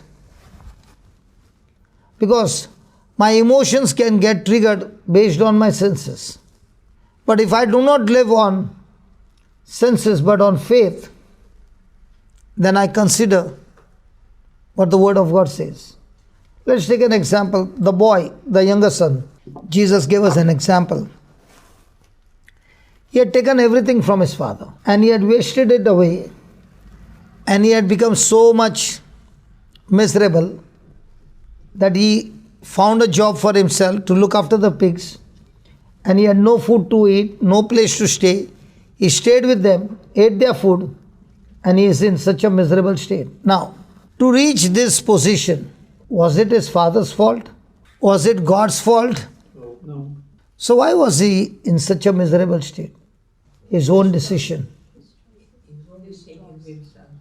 His own decision. His own action. Now when he is in that state, he thinks about his father's house. And now that he comes to his senses, he says, in my father's house, my father takes care better of his servants than I am. So I'll go back to my father. He considers. Does he consider that I can go back to my father as a son or as a servant? Servant. And all that I will ask my father to accept me as one of his servants. Now, was only considering enough, or did he have to take a step? So when he is going to quit the job, does he need to go to the employer and say, I want to go on a vacation? No, he walks away. He walks away. And that's the truth. Jesus is saying, even if Satan has bound you for years, you don't need to take his permission. I finished the job for you. Come as you are to my father's house. My father, with his hands wide open, is longing for you. He knows everything, nothing is hidden. I want you to consider that I paid the price for you. When you come, my Father, who loves you, will be not waiting for you. As soon as he sees you from a distance, he'll run for you. Who ran? The son ran or the father ran? Father. Did he accept him the way he is? Yes. Did he hug him? Yes. Kiss him? Yes. Accepted him? Yes. And then he confessed his sin, his mistake. Did the father argue with him? No. Or did he clothe him? Told him. That's the father. And what cloth did he clothe him? He clothed him with a rope. And that rope is the rope of righteousness. Means what? My son, you had gone away from me. But now that you have come back, I clothe you just like I clothed Adam and Eve with animal skin. Somebody else died to get that animal skin. An innocent died when you were guilty. In the same way, this rope of righteousness is the rope that I give you because my son died in your place to forgive you and to wash you and give you a new nature. Son, when you had gone out of the house, you had gone with a sin nature. But now when you came back, considering you don't have a sin nature now through the Father, we receive Christ's nature. And it is free. Did the Son do anything good to that he should receive the rope of righteousness? No.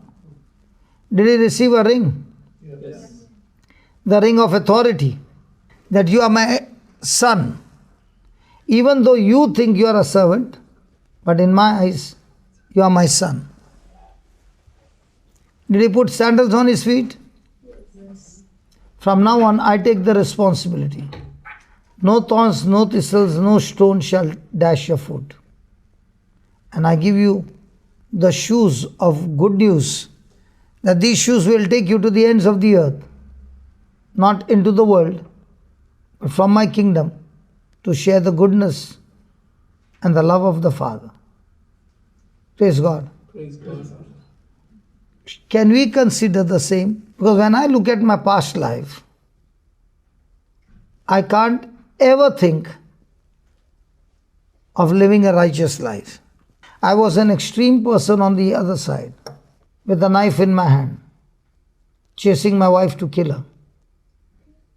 Gang fights, club life. And when I read this, consider yourself to be dead to that old life. Consider yourself alive unto God. that God has destroyed that sin nature. God has destroyed your past and He has given you a brand new future. And in this future, He has put His Son inside of you, who strengthens you, who gives you His Holy Spirit to understand the mysteries of God. In every trial, He is your helper. Can you reckon yourself or consider yourself a new person with a new life? So, am I owner of this body? I was dead.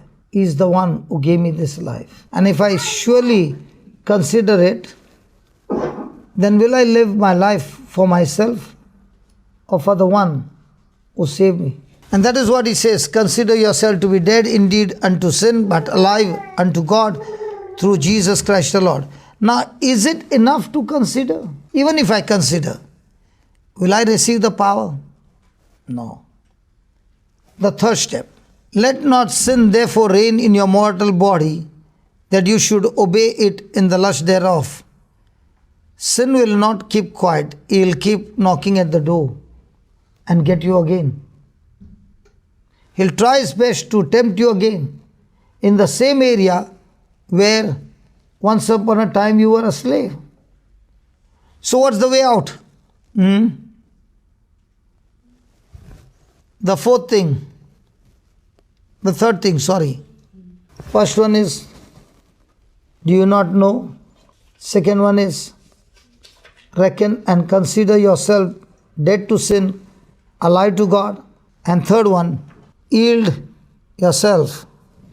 Neither yield you your members as instrument of unrighteousness unto sin, but yield yourself unto God as those that are alive from the dead, and your members as instruments of righteousness unto God. Can anybody here ever commit a sin without first thinking about it?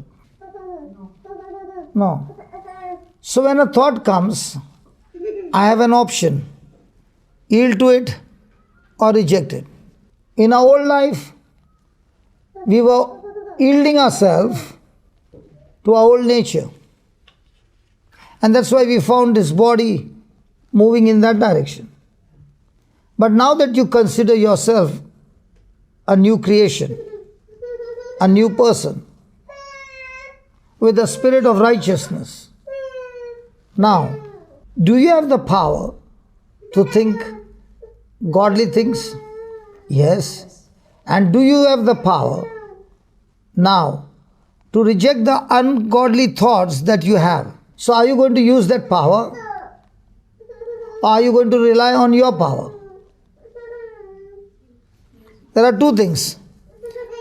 I am trying to rely on my willpower, one, and two, from now on, not my willpower, but God's power. And when do I have this God's power? I have this God's power with what I consider. If my considering is wrong, then my yielding also will be wrong. If my considering is right, then I can yield the power from what I consider. What is the promise of God going to do?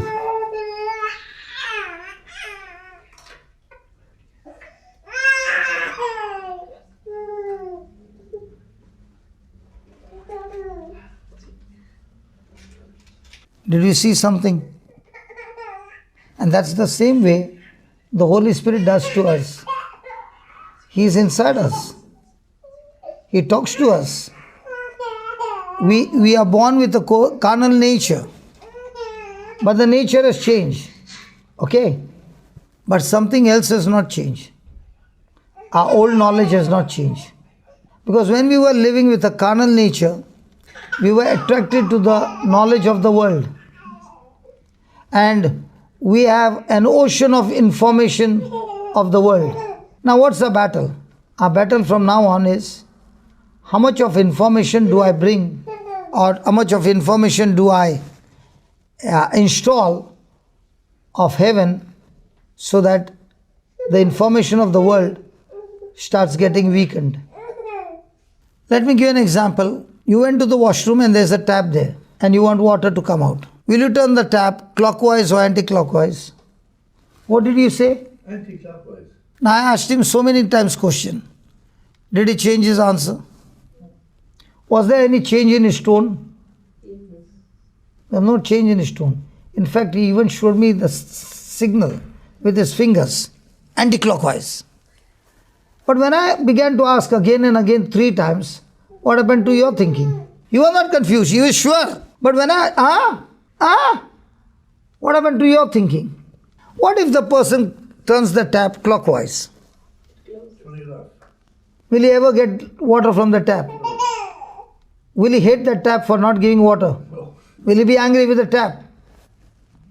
I wanted water, but there's no water coming out. The water is not coming out, why? Just turn on it. Because of your wrong thinking, understanding, believing, action. So for the water to come out, what do I need to do? Change my thinking. So here he is saying, reckon yourself to be dead and change your thinking to what the scripture says, what Christ says. And now that you change your thinking, yield to that thinking, and now you'll find your body, which was once upon a time yielding to carnal things, is now yielding to spiritual things. And the more and more your members of your body are yielding to spiritual things, you will be amazed that everything in your life is changing. So do I need to change my action or do I need to change my thinking? Which one do we try? Actions. You will never succeed. Right actions don't change wrong thinking. But right thinking will definitely change your wrong actions. Because action is the fruit of the root. So your thinking is the root and your action is the fruit. For example, your husband. For how many years he had skin allergy? 10 years. 10 years. Can he live a normal life without taking a tablet every 2 days? No. Was that allergy tablet a must? Yes. Okay. So was he addicted to the tablet? Yes, he had to take because otherwise. See, don't turn around. He has to take means he has to take. Correct? Now, I came to Ireland the first time and I met your husband for the first time. And he has never been in prayers or charismatic or anything. But he sat down and listened to the whole teaching for 4 hours in his own house. And that night he has to take the tablet, otherwise he is going to get allergy.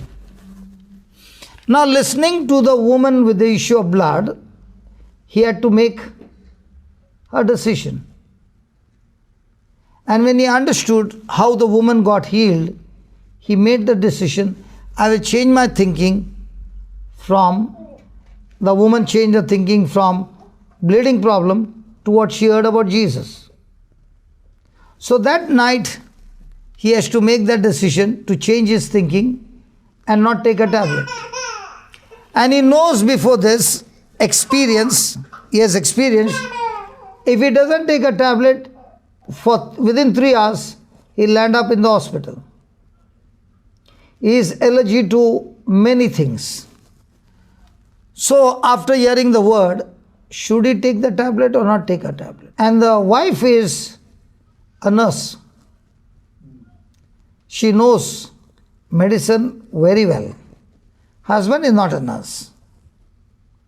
Should he take or not take? What would you say? Not it. Not take, because he changes. Not take. Who is on the hot seat? The wife or the husband? The wife is a prayerful lady for a long time. Husband is not a bad man, but is not connected to prayers, right? And for the first time he is hearing this message. He decides, I will not take, and I will go on reading that passage over and over again. Listen to this. I will not take, but I'll go on reading that passage again and again. And as he starts reading, the symptom starts. Wife in medicine, husband not in medicine, husband on the hot seat, wife a prayerful lady. What do you think the wife is saying to the husband?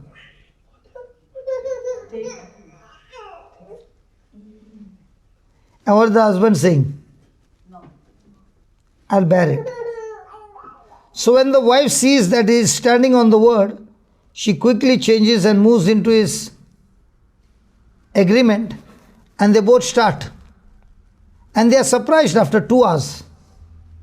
What is supposed to be spreading has got arrested. The symptoms are there, but instead of spreading, it got arrested. Next day, should he take the medicine? Now, are they fighting? Yes. Third day? No. Are they fighting? Yes. After how many days it stopped permanently? Actually, it was in 2016 you came, brother. It was August 25th, I think, as far as I remember. So, She remembers the death of that sickness. Yeah. so you asked him when are you due to take, and he told you that he's supposed to take that night. So you told him, okay, today you don't take, but you go to sleep. But whenever you're itchy, like when you get the rashes. For the preacher, is it easy to say not to take? For the preacher, is it easy not to take? Because he is not on the hot seat. Only the person who is on the hot seat knows. Then, So that day you told him, tonight you don't take the medicine. can we make a small prayer before we Okay, sure. Father, thank you and praise you. In the name of Jesus, we pray. Whatever is irritating the child, I speak to that spirit of infirmity. You shall not irritate this child anymore. Leave right now in the name of Jesus, and let the child enjoy your presence, Lord Jesus. Spirit of God, thank you for delivering the child completely, and the child is enjoying the mama's presence and enjoying the word of God. I thank you and I praise you for this. In the glorious and mighty name of Jesus. Amen and amen. And amen. Yeah, tell us. So you, when you came to house the other day, in 2016, you were explaining to us regarding the faith of Abraham and Sarah, how they got a son in their old age, and then issue of the lady with the issue of blood, how with her faith she just got healed. And you asked him whether you asked us if anybody's sick over there, and I told you that nobody's sick, but he has allergies, and like he had allergies for 10 years, and he had to take a tablet every alternate day. So if he doesn't take, he gets rashes and big hives, and like he has to go to hospital, and his whole body gets swollen. So like this is the reason, like he has to take the tablet. So you told him that day after explaining, okay, when was his tablet due, and he told you that it was that night, that evening he is supposed to take the tablet. And you told him, okay, tonight you don't take the tablet, go to sleep, but if you wake up with any symptoms, just take the Bible and start reading the passages on healings. So this is what he did. He prayed and he went to bed, and then in the middle of the night he woke up with severe itch, and as soon as he takes the Bible and starts reading the passages, like in Matthew chapter 8 onwards, there is like many passages where Jesus heals. So he started reading, and then it's like a magic, the rashes will just fade away and his itch will stop, and then he'll go to sleep. Again, it happened few times, like 2-3 times, until 3 o'clock. He wakes up with the itch, takes the Bible, reads the scriptures, and then he goes to sleep. Until 3 o'clock it happened like that, and then after that he slept well until morning, and he never took a tablet since then.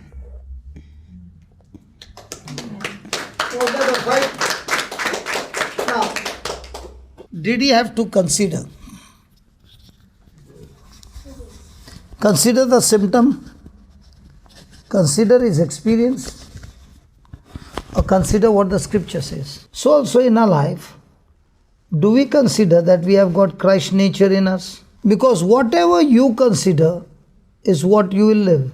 And if you consider, for example, I think the man behind has got a hearing aid. Does he have a hearing aid? Yeah? So what do I consider? Can he be healed of that hearing aid? And that lady in white and black, you are the daughter? Yeah, this is my mom. And that's your dad? Yes. Yes. What do you consider? Likewise, reckon you also yourself to be dead indeed unto sin, but now you have got Christ's nature. Do you consider that? That you are alive unto God? Yes. That God has purchased you through the blood of Jesus. And He has given you this new life. Yes. And the life of Christ is in you. Christ is inside you. So are you the one who is going to heal, or Christ in you is going to heal him? That is why you don't know. That's why I have to change you to think. And you will see with your own eyes your dad getting hearing completely. Are you willing to change your thinking? See, the word of God says you are alive unto God through Jesus our Lord. You are alive unto God. Look at the verse 11. You are alive unto God through Jesus our Lord. My sleeve is alive through my hand which is inside. And that's why my sleeves are moving, because of my hand. In the same way, you are alive in Christ because Christ is dwelling inside of you. Did you get that? Do you consider that? Yes. So, Christ is in you. So, is He powerful enough?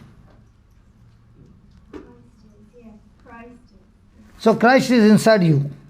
So, when you put your hand, which I am going to teach you, over your dad, are you willing to consider that Christ in you is the one who is going to heal your dad? Because look at the 13th verse. Neither yield you your members as instruments of unrighteous unto sin. Now, for example, have you ever committed sin? We have all. So before you commit sin, did you have thoughts of it? Surely. Based on those thoughts, did you give your body to it? Yes. Based on those thoughts, did the parts of your body work the way the thoughts were? Yes. And did those thoughts add control over your body? Yes. In the same way, I'm not condemning you, I'm just teaching you what the scripture says. In the same way, yield yourself unto God as those that are alive from the dead. All this time, you did not know that you have the resurrection power of God. Correct? So when I told you, you're going to open your dad's deaf ear, you said, me? Oh, come on. Right? Are you willing to change your thinking? So he's saying, yield yourself unto God as those that are alive from the dead, and your members as instruments of righteousness unto God. Now, God is saying, He is the one who has changed you. You did not change you, but He changed you through His Son Jesus. Are you willing to believe? Is that easy? Okay, I'll put it again. It's not by your performance, it's not by your goodness, it is only by believing what Scripture says. So are you ready to believe? Okay, let me put it this way. If I click on that one switch, this side lights will go. Okay? If I demonstrate and show you, will you believe? Yeah, because you can see and I'll show you how it works. But did I do the wiring? So am I asking you to do the wiring? I'm only asking you, can you believe that you can put on the switch and put off the switch. So Christ is in you. Can you put on the switch that Christ is in you? So who is going to do the healing, you or Christ in you? That's it. Are you willing to believe? So get your dad and come. Yeah. Dad is willing. Praise God. Now, He has hearing difficulty, his sight vision is gone. okay, everything, right? Yeah. Right. Right, my hearing and all. Yeah. So do you believe Christ is in you? Yes. Christ is in me. Christ is in everybody. But unless we believe, how will we know? And when I say I believe, I have to take the step of faith. So I'm going to teach you. You do the same, and that your dad can hear it. Is it a good deal? Yes. You take your finger and put it in your dad's ears like this. Okay. Okay? And when you're going to speak Christ in you, who has given you the authority. You'll speak to the deaf spirit to come out. And at the same time, you will also command his ears to be healed that he can hear clearly. That's all. Okay? You guide me. I'm not asking you to do it. I know. I'm going to teach you here. You do the same, and the next moment, when you learn and the ears are open, what happens to all of them? They believe. What happens? They also see it and they will say, oh, this is how it should be. I will also believe and do it. Is that a good deal? Yeah. Come on. Yeah. Yes. Amen. Okay. Can you open your hearing aid? Can you take your hearing aid? Oh, yes. He's deaf on both sides. So you have to put fingers in both his ears, okay? Okay. I'm just showing you on one ear, you do the same, okay? When you put this finger, your job is to believe. I'm actually deaf on this side, so She's also deaf on one ear. partially deaf. Yeah, Okay, we'll do one thing. I will demonstrate and open this ear Okay. on you. Then you have to do the same there, okay? I have partially deaf. Tinnitus is a hole in my eardrum. So I don't want to hear. I know. I don't want to hear. See, listen. Do you believe God created the world by His word? Yes. Is His word powerful enough? Yes. So if He created the world by His word, can He, by His word, recreate your ears? Yes. Yeah. So I'm going to do that. Then, Like Lyme disease as well. sorry? I have other issues. Let's deal with one at a time. Can we? Yes. Okay. Heavenly Father, in the name of Jesus, I thank you for teaching us the truth. Lord, it is you who has given us this new life of righteousness. The sin nature is nailed on the cross, and by this new Christ nature that you have given the power and authority. And therefore, I speak to this deaf spirit. You deaf spirit, I'm talking to you. In the name of Jesus, come out of her. Holy Spirit, I thank you that the deaf spirit is gone, and now I speak. The ears be recreated, the hole in the ear be gone, and Spirit of God, thank you that the reconnection has taken place and she is able to hear clearly. In Jesus' name, amen. Can you close this ear? Yes. Close your eyes, otherwise you'll read my lips. What's your name? I can always hear at a level. It's still partially deaf, but Deirdre. Can you ask from there, Vijay? I still can't hear completely clear. I can hear. That's what you're thinking. Yeah. Ask a question from there. Yeah. Close your eyes. How are you today? Doing. I got doing. How are you? Where you came from? How are Yeah, correct. How are you? How are you? Yeah. Ask some other question. Yeah. Where you living? Living. What is your name? name. Because still, yeah. Just see, she's able to hear now. Now, they are asking from that corner Yes. and they are asking you and you are giving the right information. Yeah. Okay? Now, with this believing, Okay. what the Lord did just now, okay, you put your fingers in your dad's ears. Okay. Now And yeah, just in a little yes, just the way I did it, and you say those same words. I'll give you the words. Lord Jesus, bit. Lord Jesus, the same anointing the same anointing that healed my ears, that healed my ears, that I could hear that I could hear when the questions were asked, when the questions were asked, that same anointing that same anointing flows into my dad's ear. flows into my dad's ears. The anointing The anointing removes the burden removes the burden and destroys the yoke of the devil. and destroys the yoke of the devil. Lord Jesus, Lord Jesus, I thank you. I thank you. In your name, In your name, I speak to the deaf spirit. I speak to the deaf spirit.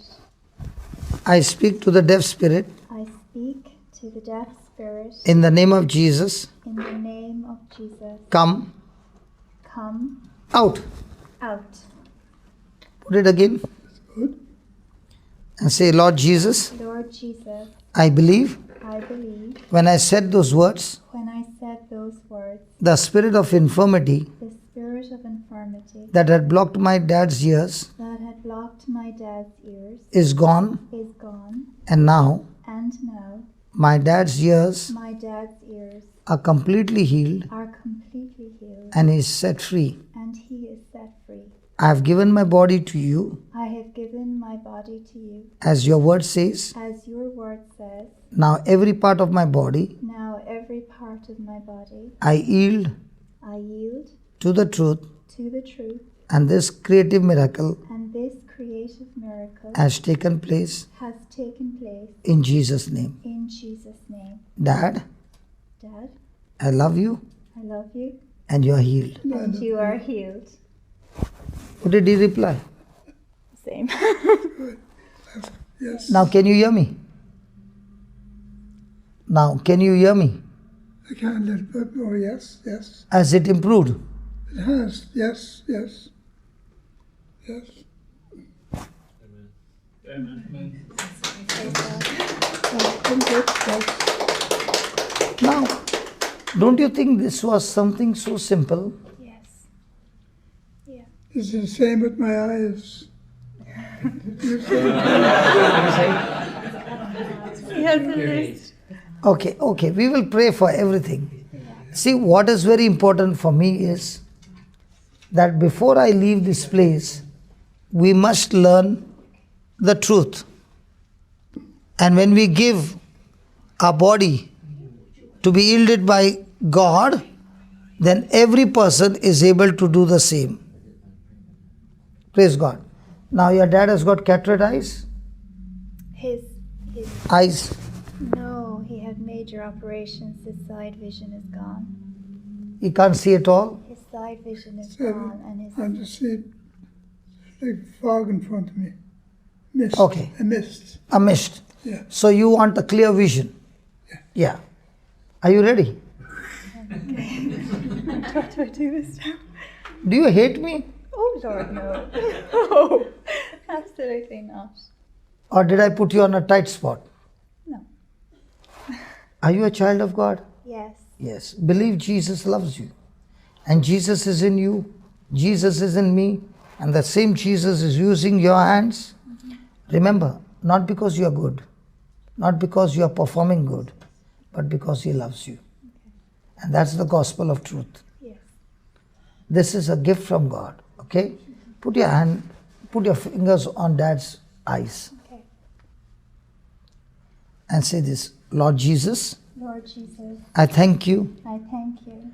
The same anointing The same anointing that opened my dad's ears, that opened my dad's ears, that he can hear. that he can hear, The same anointing, the same anointing, life-giving anointing, life-giving anointing, is flowing right now is flowing right now into my dad's eyes. into my dad's eyes. Whatever surgery was needed, Whatever where surgery was needed. right now, Right now, by the power of your Holy Spirit, by the power of your Holy Spirit, you are doing the surgery you are doing the surgery and restoring my dad's eyes and restoring my dad's eyes completely. completely. Thank you, Holy Spirit. Thank you, Holy Spirit. My dad's eyes My dad's eyes are restored. are restored. Sight Sight is restored. is restored. And my dad And my dad has got has got clear vision now. clear vision now. Absolutely clear. Absolutely clear. The blood of Jesus The blood of Jesus has cleansed him completely has cleansed him completely and set him free. and set him free. Dad, Dad, I love you. I love you.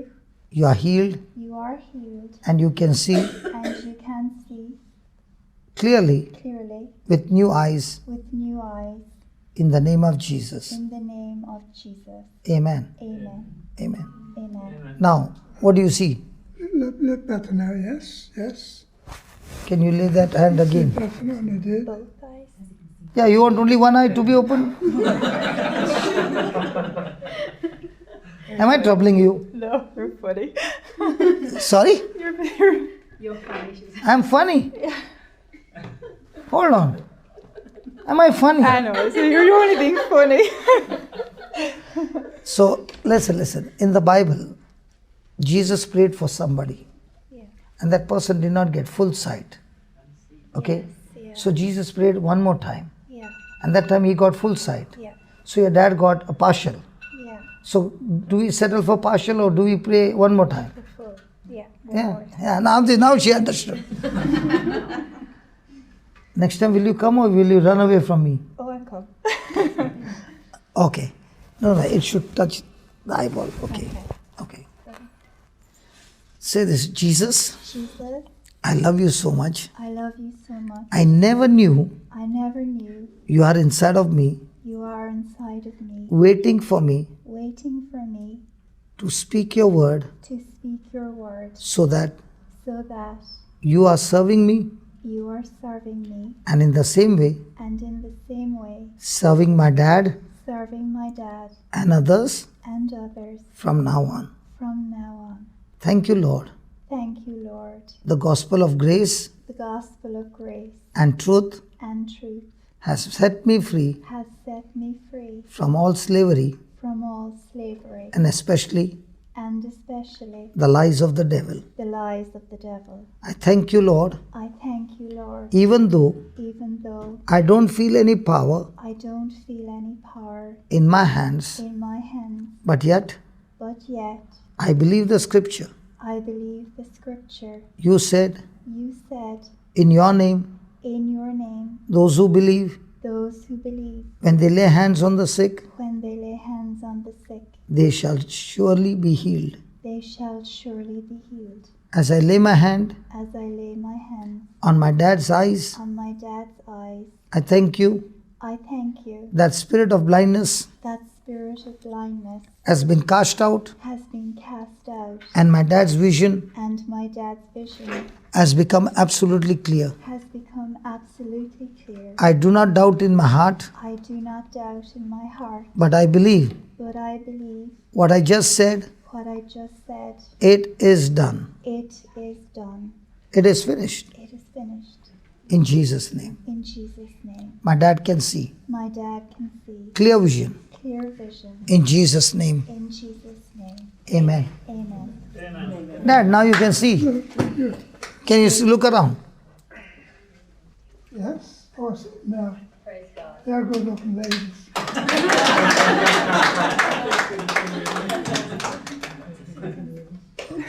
Yes. Yeah. Did you ever think that you got touched in you? No. Well, I didn't got the power like to heal, you know. No. But the Bible said, Yeah. Yeah. good. Yeah. Thank you. Shake it nicely. She's scared to hold my hand. Praise God. Praise God. Thank you. Thank you very, very much. Loving Father, you know whatever they need. Every need be met. Because Jesus, You are in each one of us. And thank you, Lord Jesus, for showing us again and again. It is our own unbelief that keeps us away from you. Lord Jesus, we are sorry for not believing the truth. It is you who is showing us that those who believe surely see the glory. Thank you that you have not only touched them both in these healings, but you have touched them both in every area of their life where they need healing. O Spirit of God, you are the Spirit, the creating Spirit, the saving Spirit, the healing Spirit, the delivering Spirit. O Spirit of God, touch them that they experience complete freedom from every infirmity and their lives are completely transformed. In Jesus' name, amen. Praise God. Was that good? Was that very easy? So is it about believing or is it about working hard? Believing. Did you ever think that you could heal your dad? No. Now you know. Now will you go in search of a preacher? No. You go searching for the word. Praise God. Praise God. What happened to you? I will not talk to you now. The reason is, I want you to first listen to the word. Okay? You had been listening to the word. What is your need? No, I just want to listen. Earlier on, I was overwhelmed by the healing. So you want to do the same? Yeah, for others, yes. Really?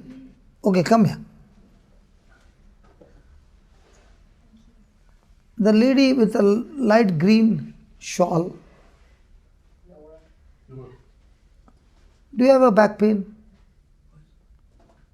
A back pain? Do you have a back pain? No. Any pain? Any sickness? Nothing. What about the lady at the side? I have cataracts. I'm told. Eyes, cataracts. Come.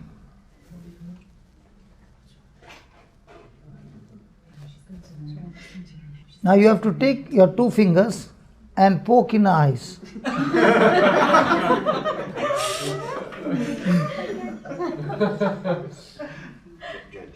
Can she put her fingers on your eyes? Of course. Not poking, okay? Okay. Now, you can come here. Don't run away from me. Now, I want you to understand. In the Bible, there is Saint Paul who has been blinded on his way to Damascus. And there's a man named Ananias. He has been told by Jesus, go and meet Saul. Okay? And Ananias comes and preaches to him the gospel. And then he says, the same Jesus whom you met on the way to Damascus has sent me. Be baptized. And brother Saul received sight. When he says these words, the scales fall off his eyes and his eyes are restored. Okay? So you're going to say the same scripture. Did you ever think that you from Philippines would be touching a lady from Ireland and opening eyes? Huh? No, but I no. But now do you believe? Yes, yeah. Have you met her before? No. She's a complete stranger. Yeah. Praise God. Praise God. We've met. Praise God. Praise God, yeah. So shall we do it? Okay. Put your fingers on her eyes and say this. Lord Jesus, Lord Jesus, I thank you I thank you for teaching me for teaching me to believe the scriptures. to believe the scriptures. Today, Today, I've come to know I've come to know my baptism in you. my baptism in you. I died with you I died with you on the cross. on the cross. I was buried with you I was buried and God raised you, and God raised you, He raised me along with you. erased me along with you, And according to the word, and according to the word, my sin nature is nailed on the cross, my sin nature is nailed on the cross, and I have got your nature now. and I've got your nature now. Lord Jesus, Lord Jesus, I consider myself I consider myself dead to my old nature dead to my old nature and alive and alive to the new nature of righteousness to the new nature of righteousness that comes through you. that comes from you. O Lord Jesus, O Lord Jesus, from now on, from now on, I yield every member of my body I yield every member of my body no longer no longer to sin, to sin, but to you but to you and your kingdom. and your kingdom, Believing in the scriptures believing in the scriptures that I have been made righteous that I have been made righteous by faith, by faith, by your grace, by your grace. I lay my hands I lay my hands on these eyes, on her eyes, and in the name of Jesus, and in the name of Jesus, I command these eyes I command these eyes be healed. be healed. The scales from our eyes The scales from eyes fall off right now, fall off right now.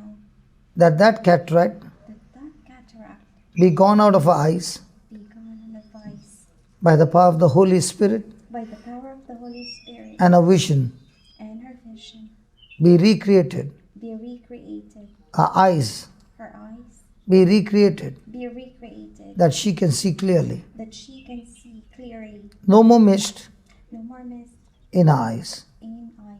In the name of In Jesus. the name of Jesus. Holy Spirit, Holy Spirit, thank you for answering my prayer thank you for answering my prayer and healing her and healing her in Jesus' name. in Jesus' name. Amen. Amen. Now open your eyes. Yeah. Is it foggy now? I need to say something. No.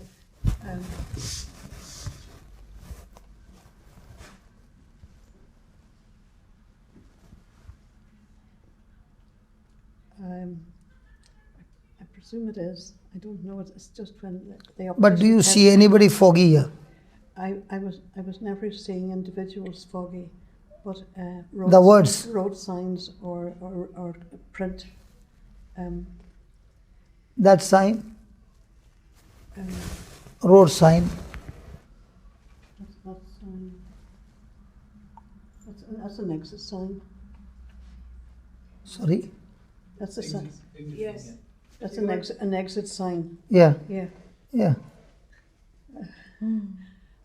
I believe when I go to have my eyes tested, as I have to now for my driving license, But can you read this? that I will pass MG. Yeah. Moriarty Group, Then, conference and events. yeah. Yeah. It's just I wasn't blind. It's just that I know. Okay, what about I here? hadn't adequate for courtyard, Bridge Street, Balbriggan, I presume, Bracken Court. All I'm concerned about is Sign language. No, is for adequate sight for my driving license. Oh, but right now you read it here? Pardon? So you passed me now. 1 minute. Father, I thank you. Help her to believe with confidence that this creative miracle has taken place. And Lord, I thank you that when she goes to the doctors too are amazed that how our eyes have been recreated, that they don't find any problem in his eyes. I thank you, Lord, that from now on she can read the signs absolutely easy. Spirit of God, thank you for this creative miracle. And thank you for this precious sister whose hands you used, that she also has received the power that she can use with compassion in her heart and touch people and bring them into the kingdom of God. Thank you for this blessing, O Father. In Jesus' name. In Jesus' name. Amen. Amen. Can you tell me what's happening to you? My body is shaking. Yeah, I know that. My body is shaking. My knees is. But I never shook you. I know. But there's like Like a power flame. like a heat coming from here that I would like to say in a different language, something like that. Wow. Yeah. Speaking tongues. But now why are you crying? Did I hurt you? No. That is the love of Christ. Something Gift of different tears. that I feel. That's Jesus' love. I believe so. Yes. Can you give her a good hug? Praise God. Thank you. I did not mean to make you cry. No. It's just that it's coming from the inside. I know. Your life will never ever be the same again. Yeah. And both of you, when you go and lay hands on the sick, you will see the Lord heal the people. That's the anointing. That's the power of God. And it's a free gift of God. I love my job every day. Hallelujah. So are we going to take a break now? Yeah. Now, please hold your hands with your neighbor and we'll make a prayer. And believe, please, when you're holding hands, your hands are anointed. Please say this. Heavenly Father, thank you for teaching me that in baptism I died with Christ. Because I am always united in Christ through my baptism in Christ. When Jesus died, I died with him. When Jesus was buried, I was buried with him. And when God raised Jesus from the dead, I thank you, Father. I believe I am raised from the dead. I am a new creation. Born again. My old carnal nature is nailed on the cross. And I have the nature of Christ. I thank you for the gift of righteousness. The Bible teaches me the prayer of the righteous one is very powerful and effective. I have received this gift of righteousness because of Jesus' performance, action, being my substitute, my representative on the cross. I thank you, Lord Jesus. You took my sin nature, unrighteousness into your body and gave me your life, your blood, your righteousness. I receive it by gift. And I thank you. From now on, my body no longer belongs to me. It belongs to you, Jesus. I consider myself dead to my sin, to my old nature, and completely alive to the kingdom of God. To you, O Lord Jesus. From now on, my body yields only to you. Every member of my body yields to you. And I declare, from now on, I have been given the mind of Christ. And therefore, from now on, when I study the word, by the power of the Holy Spirit, I understand the mysteries, the secrets of the kingdom of heaven.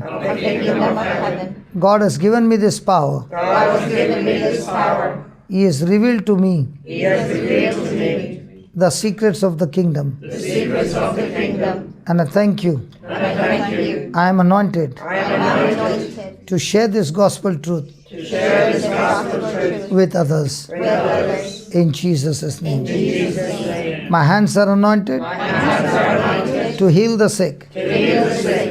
I am anointed to cast out demons, speak new tongues, and from now on, my life is completely transformed. Occult, witchcraft, black magic, powers of darkness, you have no more power over me. Even if I drink deadly poison, it shall not hurt me. Because I believe in Jesus. And I declare, I live a supernatural life. Every day of my life. And my life will never ever be the same. Again. In Jesus' name. Amen. Amen.